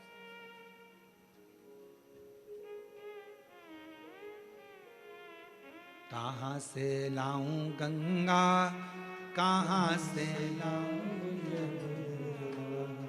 कहाँ से लाऊं सरयू अपार पड़ी रे, भोले तेरी सेवा हमसे ना बनी रे, भोले तेरी सेवा हमसे ना बनी रे, भोले तेरी सेवा हमसे ना बनी।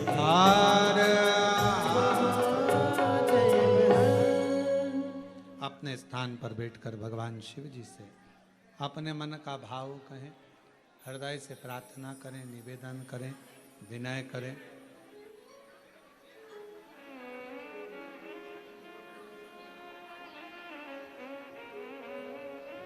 भाव से भगवान शिव को विनय करें, निवेदन करें। जहाँ जगह मिले वहाँ बैठकर बाबा को सावन का महीना और शिव महापुराण की कथा दिल से बाबा को प्रार्थना करिए, विनय करिए।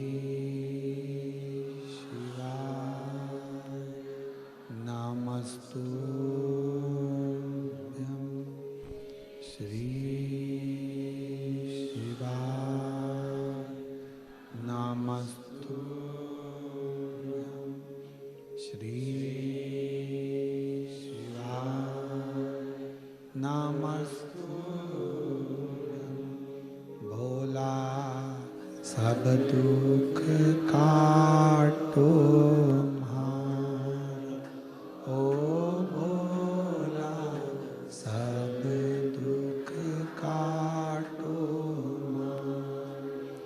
शिव शंकर जपूं तेरी माला, भोले बाबा जपूं तेरी माला, भोला सब दुख काटो, ओ भोला सब दुख काटो,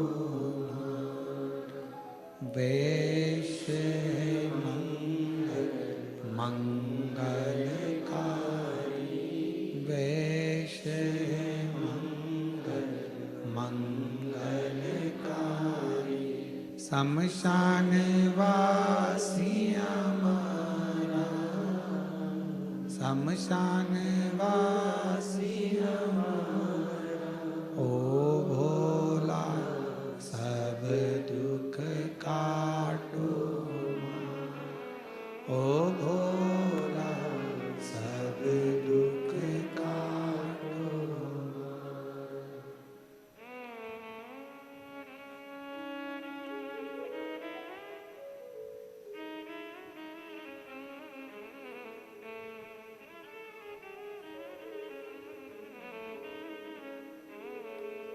देवादिदेव महादेव, भगवान शिव घड़दानी त्रिकालदर्शी कैलाशी विनाशी, भगवान शंकर की पवित्र कथा कर रही है।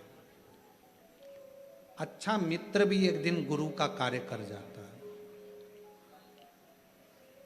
पार्वती माता को उनकी सहेली ने सीख दे दी कि शंकर का पार्थिव पूजन करना प्रारंभ करो, और माता पार्वती जी ने पार्थिव पूजन प्रारंभ किया। कहते हैं माता पार्वती जी केवल बाल्यावस्था में ही पार्थिव पूजन नहीं करी है। जब माता पार्वती जी का विवाह हो गया, घर में रिद्धि सिद्धि बहुएं आ गईं, तब भी मां पार्वती जी पार्थिव लिंग का पूजन करती रही। अब जरा विचार करिएगा, बहुत समझने वाला विषय है। पार्वती जी को शिवजी मिल गए, घर में रिद्धि सिद्धि आ गई, पुत्र गणेश आ गए, षडानंद कार्तिकेय आ गए, अमोद प्रमोद आ गए, शुभ लाभ आ गए। अब जिसके घर में इतना सारा सब सुख आ गया, तो फिर पार्थिव लिंग पूजन करने की जरूरत क्या थी?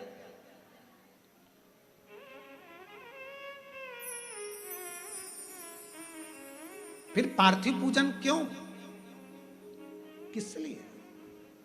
अब तो पार्वती जी को शिवजी मिल गए थे, अब तो पार्वती जी को सब कुछ प्राप्त हो गया था, बेटे भी आ गए, बहू भी आ गई, पोता पोती भी हो गए, सब हो गए, नाती पंती सब।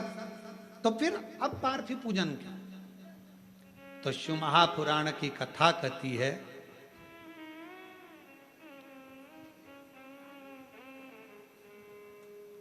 सती खंड के अंदर एक बात आती है, शिव की आराधना केवल सुख पाने के लिए ही नहीं, शिव की आराधना शिव की दृष्टि में शंकर भगवान के चरणों में जिंदगी भर रहने के लिए भी होना चाहिए। शिव के चरणों में रहने के लिए। आपके पास में गाड़ी आ गई, बंगला आ गया, दौलत आ गई, बच्चे हो गए, संपदा आ गई, सारा सुख हो गया, और आप शिव को भूल गए, ये श्रेष्ठता न? एक पत्र आया है, देखिए पत्र में कितना सुंदर भाव वर्णन किया।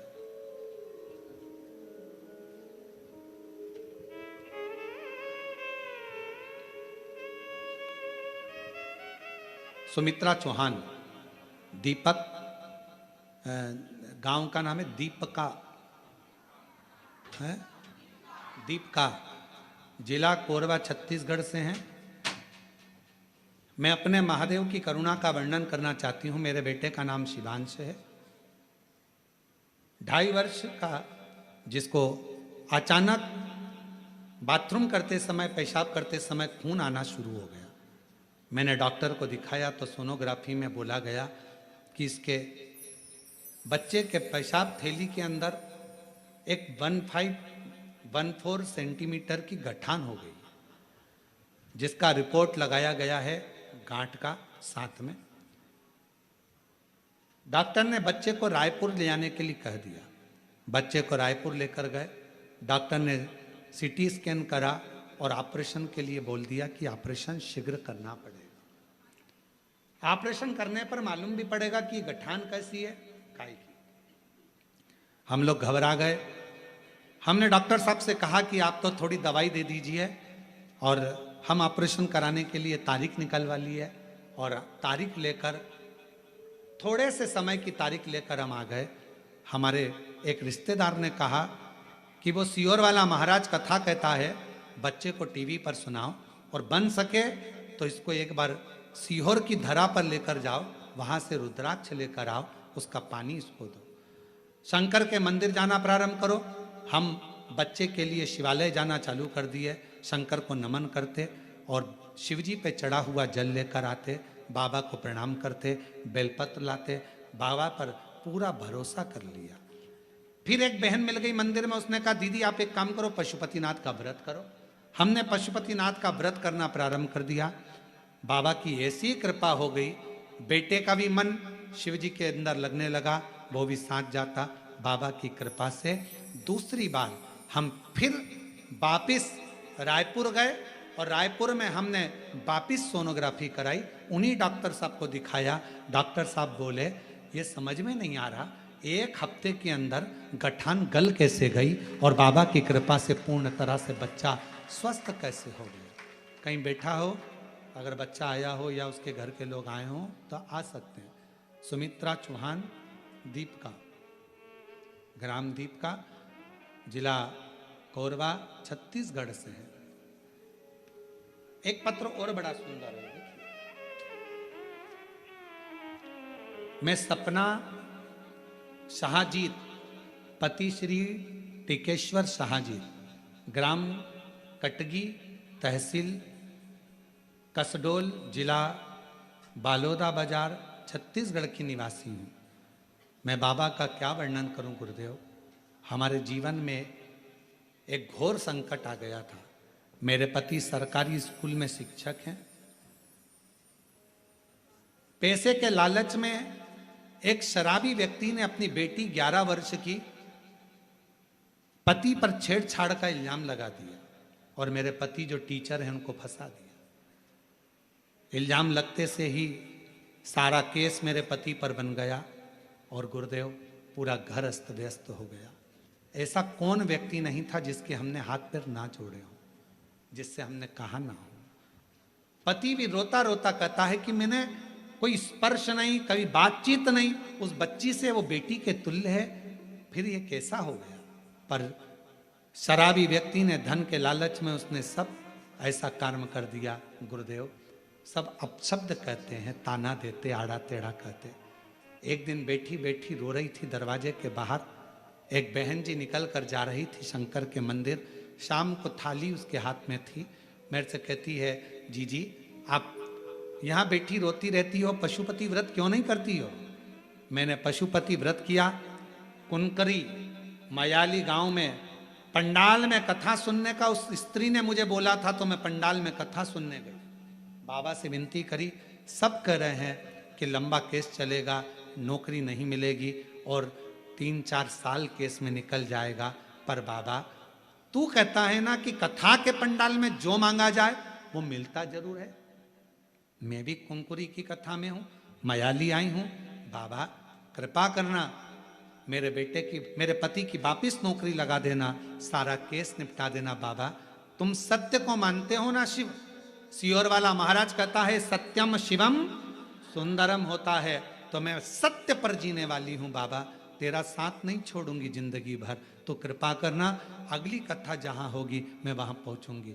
गुरुदेव जिस केस में 3 साल लग जाते हैं, मेरे कुबेर भंडारी ने सिर्फ 3 महीने में ही पति को दोष मुक्त करा दिया और उनकी नौकरी वापिस मिल गई और बाबा की कृपा हो गई। मैं बाबा को प्रणाम करने के लिए यहाँ शिव शिव है, शंकर शंकर। आप अच्छा कर्म करो, शिव आपका साथ देगा।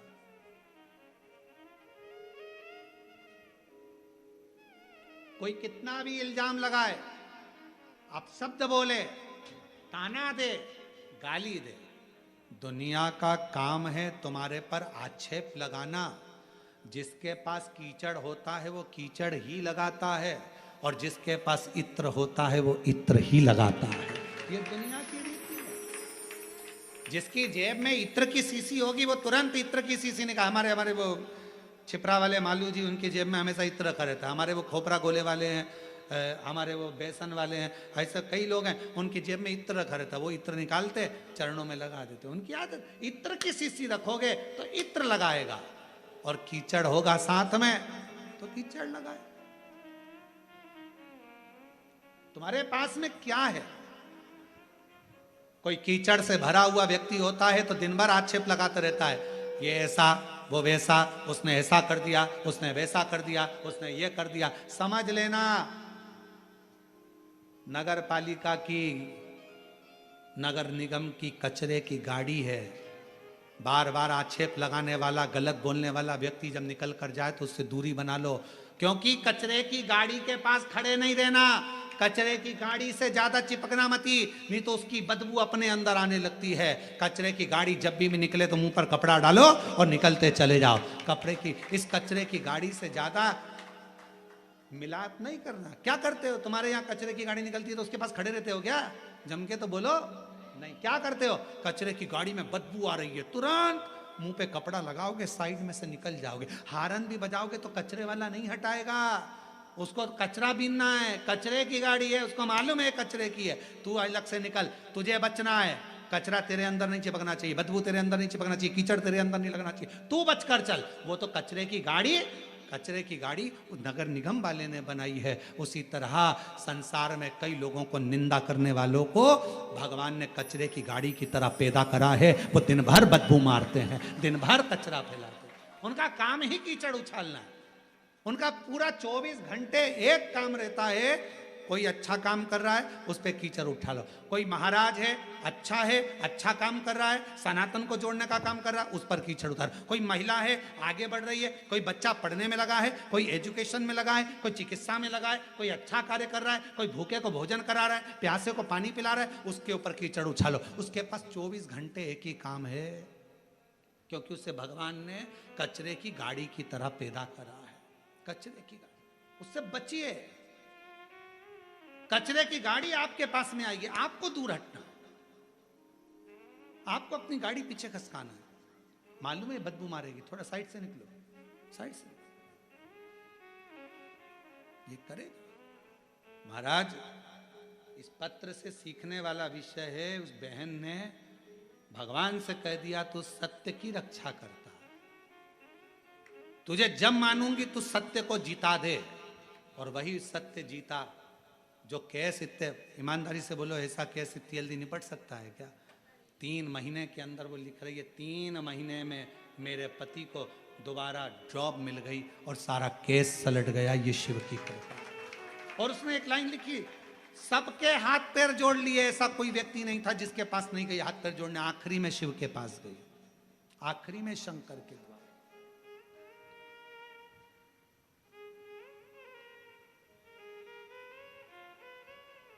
और हो पालन हारे निर्गुण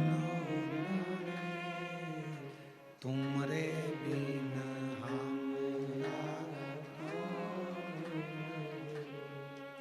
हमरी उलझन सुलझाओ भगवन, तुमरे बिना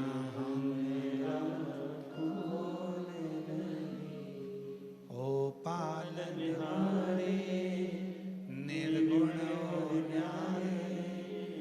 तुमरे बिना हमरा।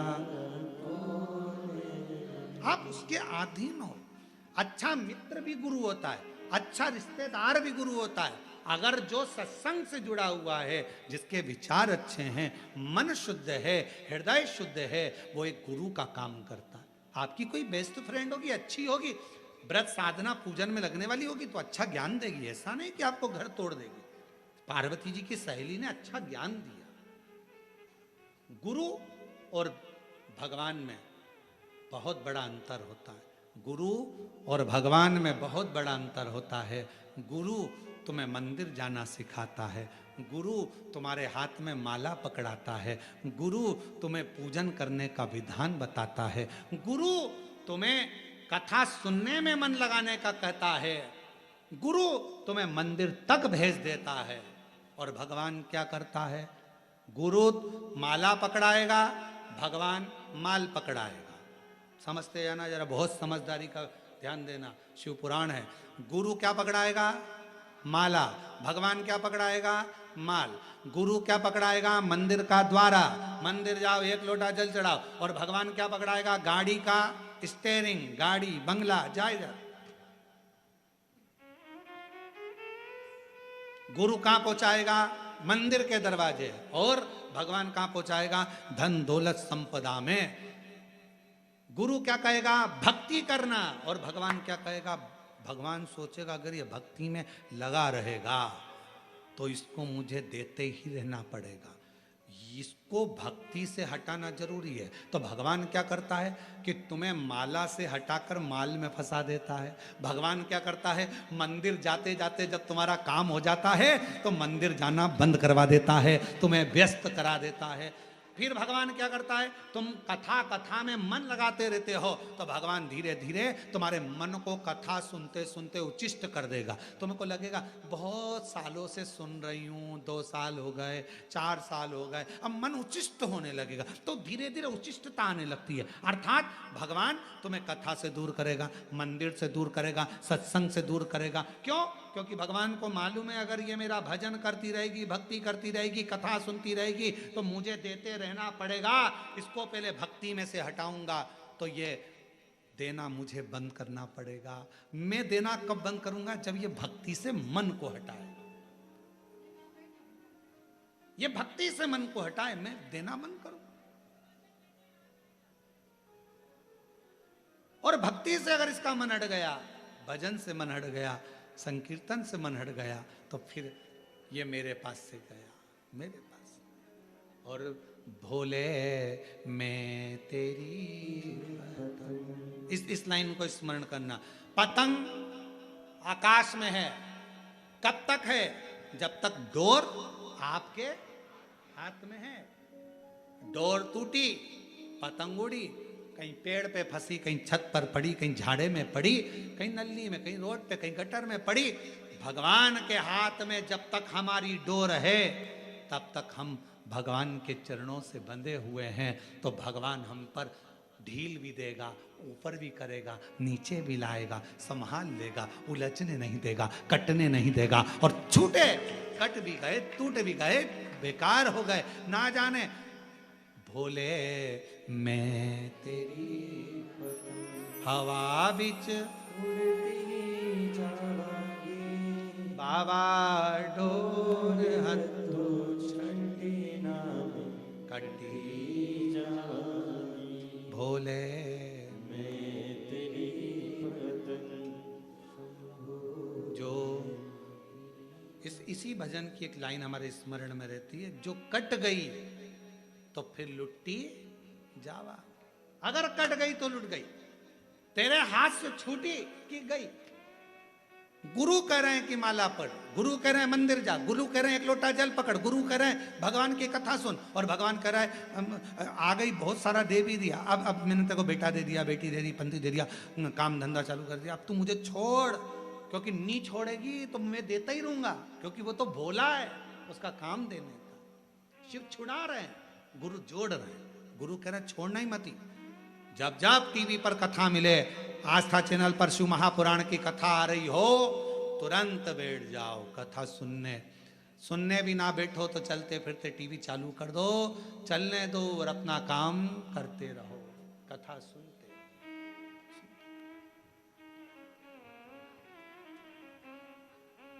कोई अच्छा गुरु मिले जीवन में, वो जोड़ देगा। पार्वती मैया को उनकी सहेली अच्छा गुरु के रूप में मिल गई, और बहुत अच्छे गुरु के रूप में माता पार्वती जी की सहेली मिली।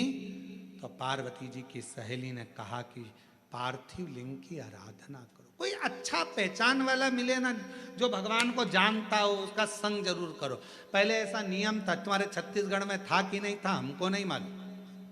पहले ऐसा नियम था, शादी में सोना खरीदने जाते थे तो जो सोने के परखदार होते थे उसको लेकर जाते थे दुकान पे। तुम चलो जीजी, तुम अच्छे से देख लोगी, काका जी मामा जी, बहू का सोना लेना है, बेटी की झुमकी लेना है, ये करना है, तुम चलो सोना की परख कर सकते। बोलो बोलो सही है।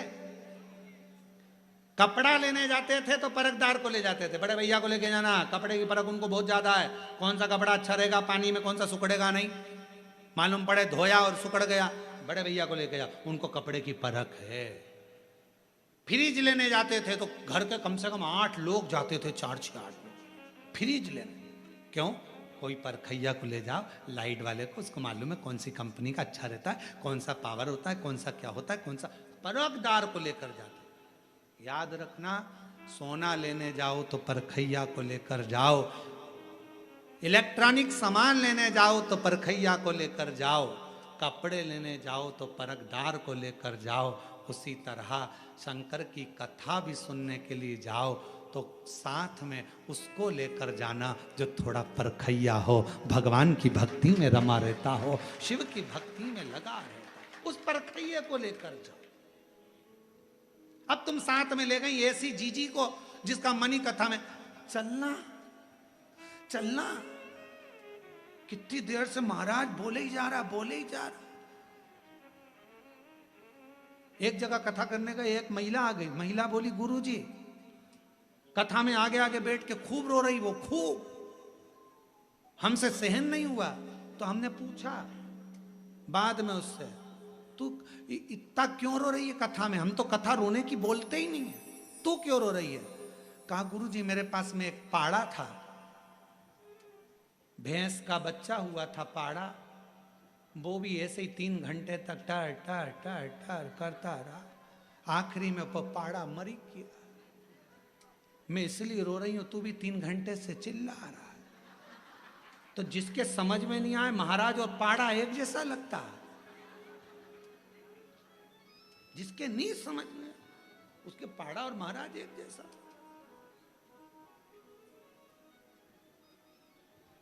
परखैया लेकर जाओ, साथ में किसी को ऐसे को मत ले जाना, चल कथा में चलो, उसको ले गई बिठा दिया कथा के अंदर, और कथा में बिठाया उसका मन, उसका चले अब चले अपन, आरती के पहले निकल चले, आरती के पहले निकल चले। अब उसे कौन समझाए कि महाराज कहते हैं आरती के बाद उठना, जमीन को नमन करना, रज को लेना, शरीर से लगाना, प्रणाम करना, विनती कर कर फिर जाना कि बाबा मेरी 3 महीने में झोली भर देना, मैं जिस कामना से आई हूँ वो कामना पूरी कर देना।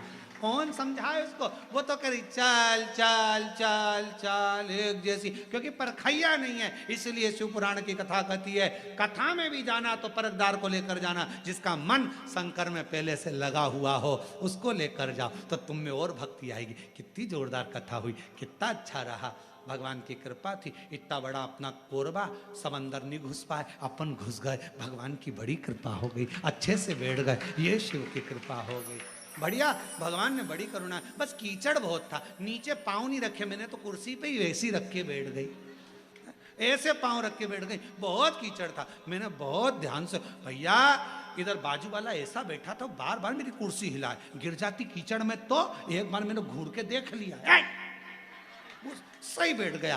फिर मैंने कथा अच्छे से सुनी, परखदार शिव तक। और ऐसो कोई नहीं रे हीरा को परखैयो राम, कोई नहीं रे, ऐसो कोई नहीं रे यहाँ हीरा को परखैयो राम, कोई। हीरा का परखदार कौन मिलेगा? साधु आवे, योगी आया, भोगी आया, ढोंगी आया रे, और गुरु आया गांव में तो कोई नहीं रे, यहाँ कोई नहीं रे, या हीरा को परखैयो राम, कोई नहीं। हीरा का परखदार मिलना बहुत कठिन है महाराज, हीरे के, और हीरा का परखदार मिल भी सकता है पर दिल की पीड़ा का परखदार मिलना बहुत कठिन है। हीरा का परखदार मिल भी सकता है, पर पीड़ा को परखने वाला बहुत कम मिलेगा। समझने वाला, तुम्हारे दिल की बात को समझे, हृदय की बात को समझे, वो मिले तो।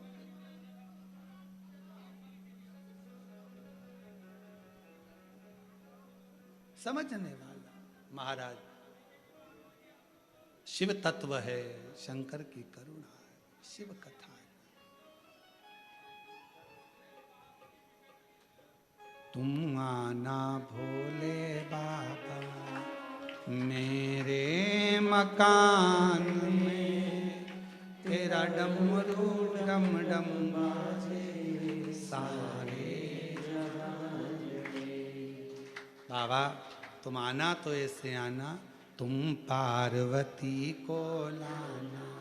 तुम बोलो, सब बोलो, तुम दोनों मत बोलो, सब बोलो। तुम पार्वती को लाना, तुम पार्वती को लाना, संग गणपति को लाना, संग गणपति को लाना मेरे, तेरा डमरू डम डम सारे। बस बाबा से निवेदन करना, आप आओ मेरे हृदय के मकान में, मेरे दिल के मकान में, मेरे हृदय में बैठो। बाबा तुम लक्ष्मी जी को लाना, नारायण जी को लाना मेरे, फिर कभी नहीं है जाना, मेरे मकान से वापिस मत जाना। तुम लक्ष्मी जी को लाना, नारायण जी को लाना मेरे, तेरा डमरू डम डम बाजे सारे। बाबा इतनी कृपा करना, आप आओ मेरे मकान में रहो, सबको लेकर आओ। ये घर मेरा नहीं आपका, ये हृदय आपका, ये चित्त आपका, ये मन आपका।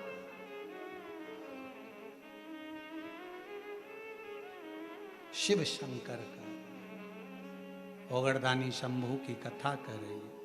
पार्वती जी ने सुन लिया, सखी का कहना माना, और जो पार्थिव लिंग का पूजन करा, पार्थिव लिंग का पूजन, फिर सबसे कहें पूरे भारतवासियों से जितने कथा सुन रहे हैं, 23 जुलाई को शाम को 7 बजे से 8 बजे तक पार्थिव लिंग ऑनलाइन पूजन में जुड़ना। अपने घर की जो मट्टी हो उस मट्टी को उठाकर शिवलिंग बनाकर 7 बजे बैठना, पूजन करना, बाबा की आराधना करना। फिर देखो मेरा बाबा साल भर में कितनी संपदा, कितना वैभव, सब कार्य सिद्ध करता है। मेरा शिव है, शंकर है, वो घड़दानी है, वो शिव है।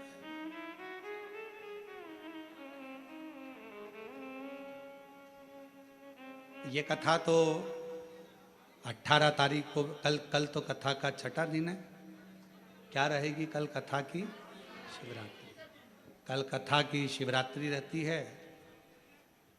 परसों के दिन जो कथा होगी वो सुबह 8 बजे प्रारंभ होकर 11 बजे विराम हो जाएगी। कल का कथा का समय तो यही 1 बजे से 4 बजे तक ही रहेगा।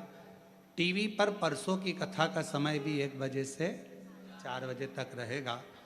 और परसों जो कथा यहाँ होगी, जो कोरबा छत्तीसगढ़ में ऑनलाइन कथा चल रही है, कथा का यहाँ जो समय रहेगा वो सुबह 8 बजे से 11 बजे तक रहेगा। और ऑनलाइन कथा का समय वही 1 बजे से 4 बजे तक रहेगा। फिर कथा 18 को यहाँ विराम होकर 21 तारीख से 25 तारीख तक ऑनलाइन शिव महापुराण की कथा। उस कथा का नाम रहेगा श्रावण शमी शिव महापुराण की कथा। शमी का जो पौधा होता है, शमी का जो वृक्ष होता है, शमी की पत्तियों से शिव को समर्पित कर कर बड़े रोगों से कैसे निपटा जा सकता है, कैसे किसी कामना के लिए शमी के पत्र का प्रयोग किया जाता है, श्रावण महीने में शमी का पत्र कैसे चढ़ाना चाहिए, वो सारा प्रसंग उस कथा में रहेगा। वो कथा 5 दिन की ऑनलाइन रहेगी, 1 बजे से 4 बजे तक, 21 जुलाई से 25 जुलाई तक।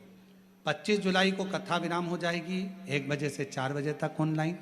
फिर 30 जुलाई से 5 अगस्त तक भिलाई जयंती स्टेडियम में शिव महापुराण की कथा 1 बजे से 4 बजे तक रहेगी। वो ऑफलाइन रहेगी। वो कथा में सब लोग आ सकते हैं, कथा सुन सकते हैं, ग्राउंड में बैठकर उस कथा का लाभ जयंती स्टेडियम में ले सकते हैं। 5 अगस्त को वो कथा विराम होकर 6 अगस्त को बाबा की जो प्रदोष की कावड़ भराती है, जिसको हमारे यहाँ पर भाव से कुबेरेश्वर बाबा की कामना की कावड़ कहते हैं, कि जो दिल से भरता है बाबा अगली कावड़ जब भराती है तब तक उसकी जो कामना होती है वो पूरी कर देता है। ऐसी प्रदोष की 6 अगस्त की कावड़ सुबह 9 बजे सीहोर के माँ सीवन माता के तट से भरकर कुबेरेश्वर बाबा के मंदिर 11 किलोमीटर दूर पैदल हमारे और आपके साथ में बोल बम करते हुए शिव का नाम लेते हुए चलेंगे। खूब आनंद के साथ आप सब उसमें आमंत्रित हैं, शिव की उस अविरल भक्ति को धारण करने के लिए, शिव तत्व के लिए। शिव कथा कह रही है,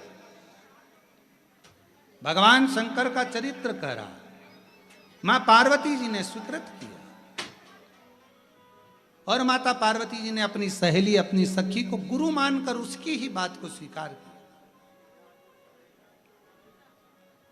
और बात स्वीकार कर माता पार्वती जी ने पार्थिव लिंग का पूजन करना प्रारंभ करा। और उस पार्थिव लिंग का पूजन का फल कितना मिला कि देव अधिदेव महादेव पार्वती जी को प्राप्त हो, स्वयं शिव। माता पार्वती जी जब शिव जी से वर प्राप्त कर ली कि मैं तुम्हें लेने के लिए आऊंगा और तुम्हारा विवाह मेरे साथ ही होगा, तब पार्वती जी अपने पिता के साथ, हिमालय राज के साथ अपने भवन में चले। समय बीतता गया। भगवान ओघड़दानी, शंभु, त्रिकालदर्शी, कैलाशी, अविनाशी शंकर भगवान जब मंगल विवाह का समय आया तो बारात लेकर पहुंचे और शिव जी का विवाह पार्वती जी के साथ हुआ। अब देखिएगा जरा, शिव महापुराण का एक छोटा सा प्रसंग कितना सुंदर वर्णन कर रहा है कि शिवजी पार्वती माता को लेकर चले। सबसे पहले पार्वती माता को लेकर शंकर भगवान गए तो काशी गए, महाशमशान, महामशान, महाशमशान काशी में बाबा विश्वनाथ की धरा पर बाबा विश्वनाथ पार्वती जी को लेकर गए। और पार्वती जी उस पवित्र धरा पर पहुंचती हैं तो शिव जी उनको देखते हैं। शंकर भगवान को लगा एक सौभाग्यवती नारी, स्त्री जिसका अभिमंगल विवाह हुआ, शादी हुई, क्योंकि भगवान शंकर जानते थे माता सती को विवाह के बाद में कुंभज ऋषि के यहाँ लेकर गया था और कुंभज ऋषि के यहाँ जाने के बाद माता सती ने अपने शरीर को त्याग दिया था। सती ने शरीर को छोड़ दिया था। तो शिव जी को लगा, भगवान शंकर को लगा जरा मैं भी तो देखो। सती माता को लेकर गया तो कुंभज बाबा के यहां पर, तो पार्वती को लेकर गए महाशमशान में काशी में। और महाशमशान में जैसे ही पार्वती को लेकर गए, शंकर भगवान को तो लगा था कि पार्वती जी को क्रोध आएगा कि विवाह के बाद मुझे कहां लेकर आए हो, मसान में, शमशान में। पार्वती को तो क्रोध आना चाहिए, पर माता पार्वती जी को क्रोध नहीं आया, बिल्कुल क्रोध। शिव जी ने पूछा, पार्वती तुझे मैं काशी लेकर आया हूं महाशमशान में और तुझे क्रोध नहीं आया? पार्वती जी कहती हैं, क्रोध किस बात का करूं, जब मेरे पूर्व में जो पिता रहे हैं दक्ष प्रजापति, उन्हीं ने आपको श्राप दिया था कि शमशान में निवास करोगे। जब आपको खुद ये मुझे मालूम है कि श्राप लगा है शमशान में रहने का, तो क्रोध किस लिए? और ये तो वो भूमि है जो दुनिया का व्यक्ति कभी अगर आएगा भी नहीं तो लोग उसे बांध कर लेकर आएंगे, पर आएंगे जरूर। ये तो वो भूमि, ये कोई साधारण शिव महापुराण की कथा कहती है काशी के कंकर कंकर में शंकर है, और काशी में जितने शंकर हैं वही काशी है, और काशी ही शंकर। काशी में निवास करने वाला एक छोटे से छोटा बच्चा भी, काशी में रहने वाला एक बूढ़े से बूढ़ा व्यक्ति भी, काशी में रहने वाला चाहे ब्राह्मण हो, चाहे क्षत्रिय हो, चाहे वैश्य हो, चाहे शूद्र हो, काशी में रहने वाला पशु हो, पक्षी हो, जीव हो, जलचर हो, थलचर हो, काशी में रहने वाला एक एक जीव भी मेरे शंकर का ही एक अंश है, शिव का ही एक रूप है, जो काशी में निवास कर रहा है, काशी में रहे। काशी में केवल लोग कहें कि मानव बसते हैं या इंसान रहता, ना ना, काशी में तो मेरा शंकर रहता, शंकर। और तुम आना भोले बाबा मेरे मकान में, तेरा डमरू डम डम बाजे सारे जहां। ऐसी पवित्र काशी में शिव जी पार्वती को लेकर गए। विदल उत्पल का संहार करने के लिए माता पार्वती ने कुंदुक का प्रहार करा। शिव जी का नाम कुंदकेश्वर महादेव हो गया। भगवान कुंदकेश्वर पधार रहे हैं, जोरदार ताली बजाकर स्वागत करिए। भगवान कुंदकेश्वर का अवतार हुआ। समय आया, कल कथा ठीक इसी समय 1 बजे से 4 बजे तक भगवान शिव की अविरल भक्तिमय कथा का लाभ लेंगे और अपने जीवन को धन्य बनाएंगे। हर हर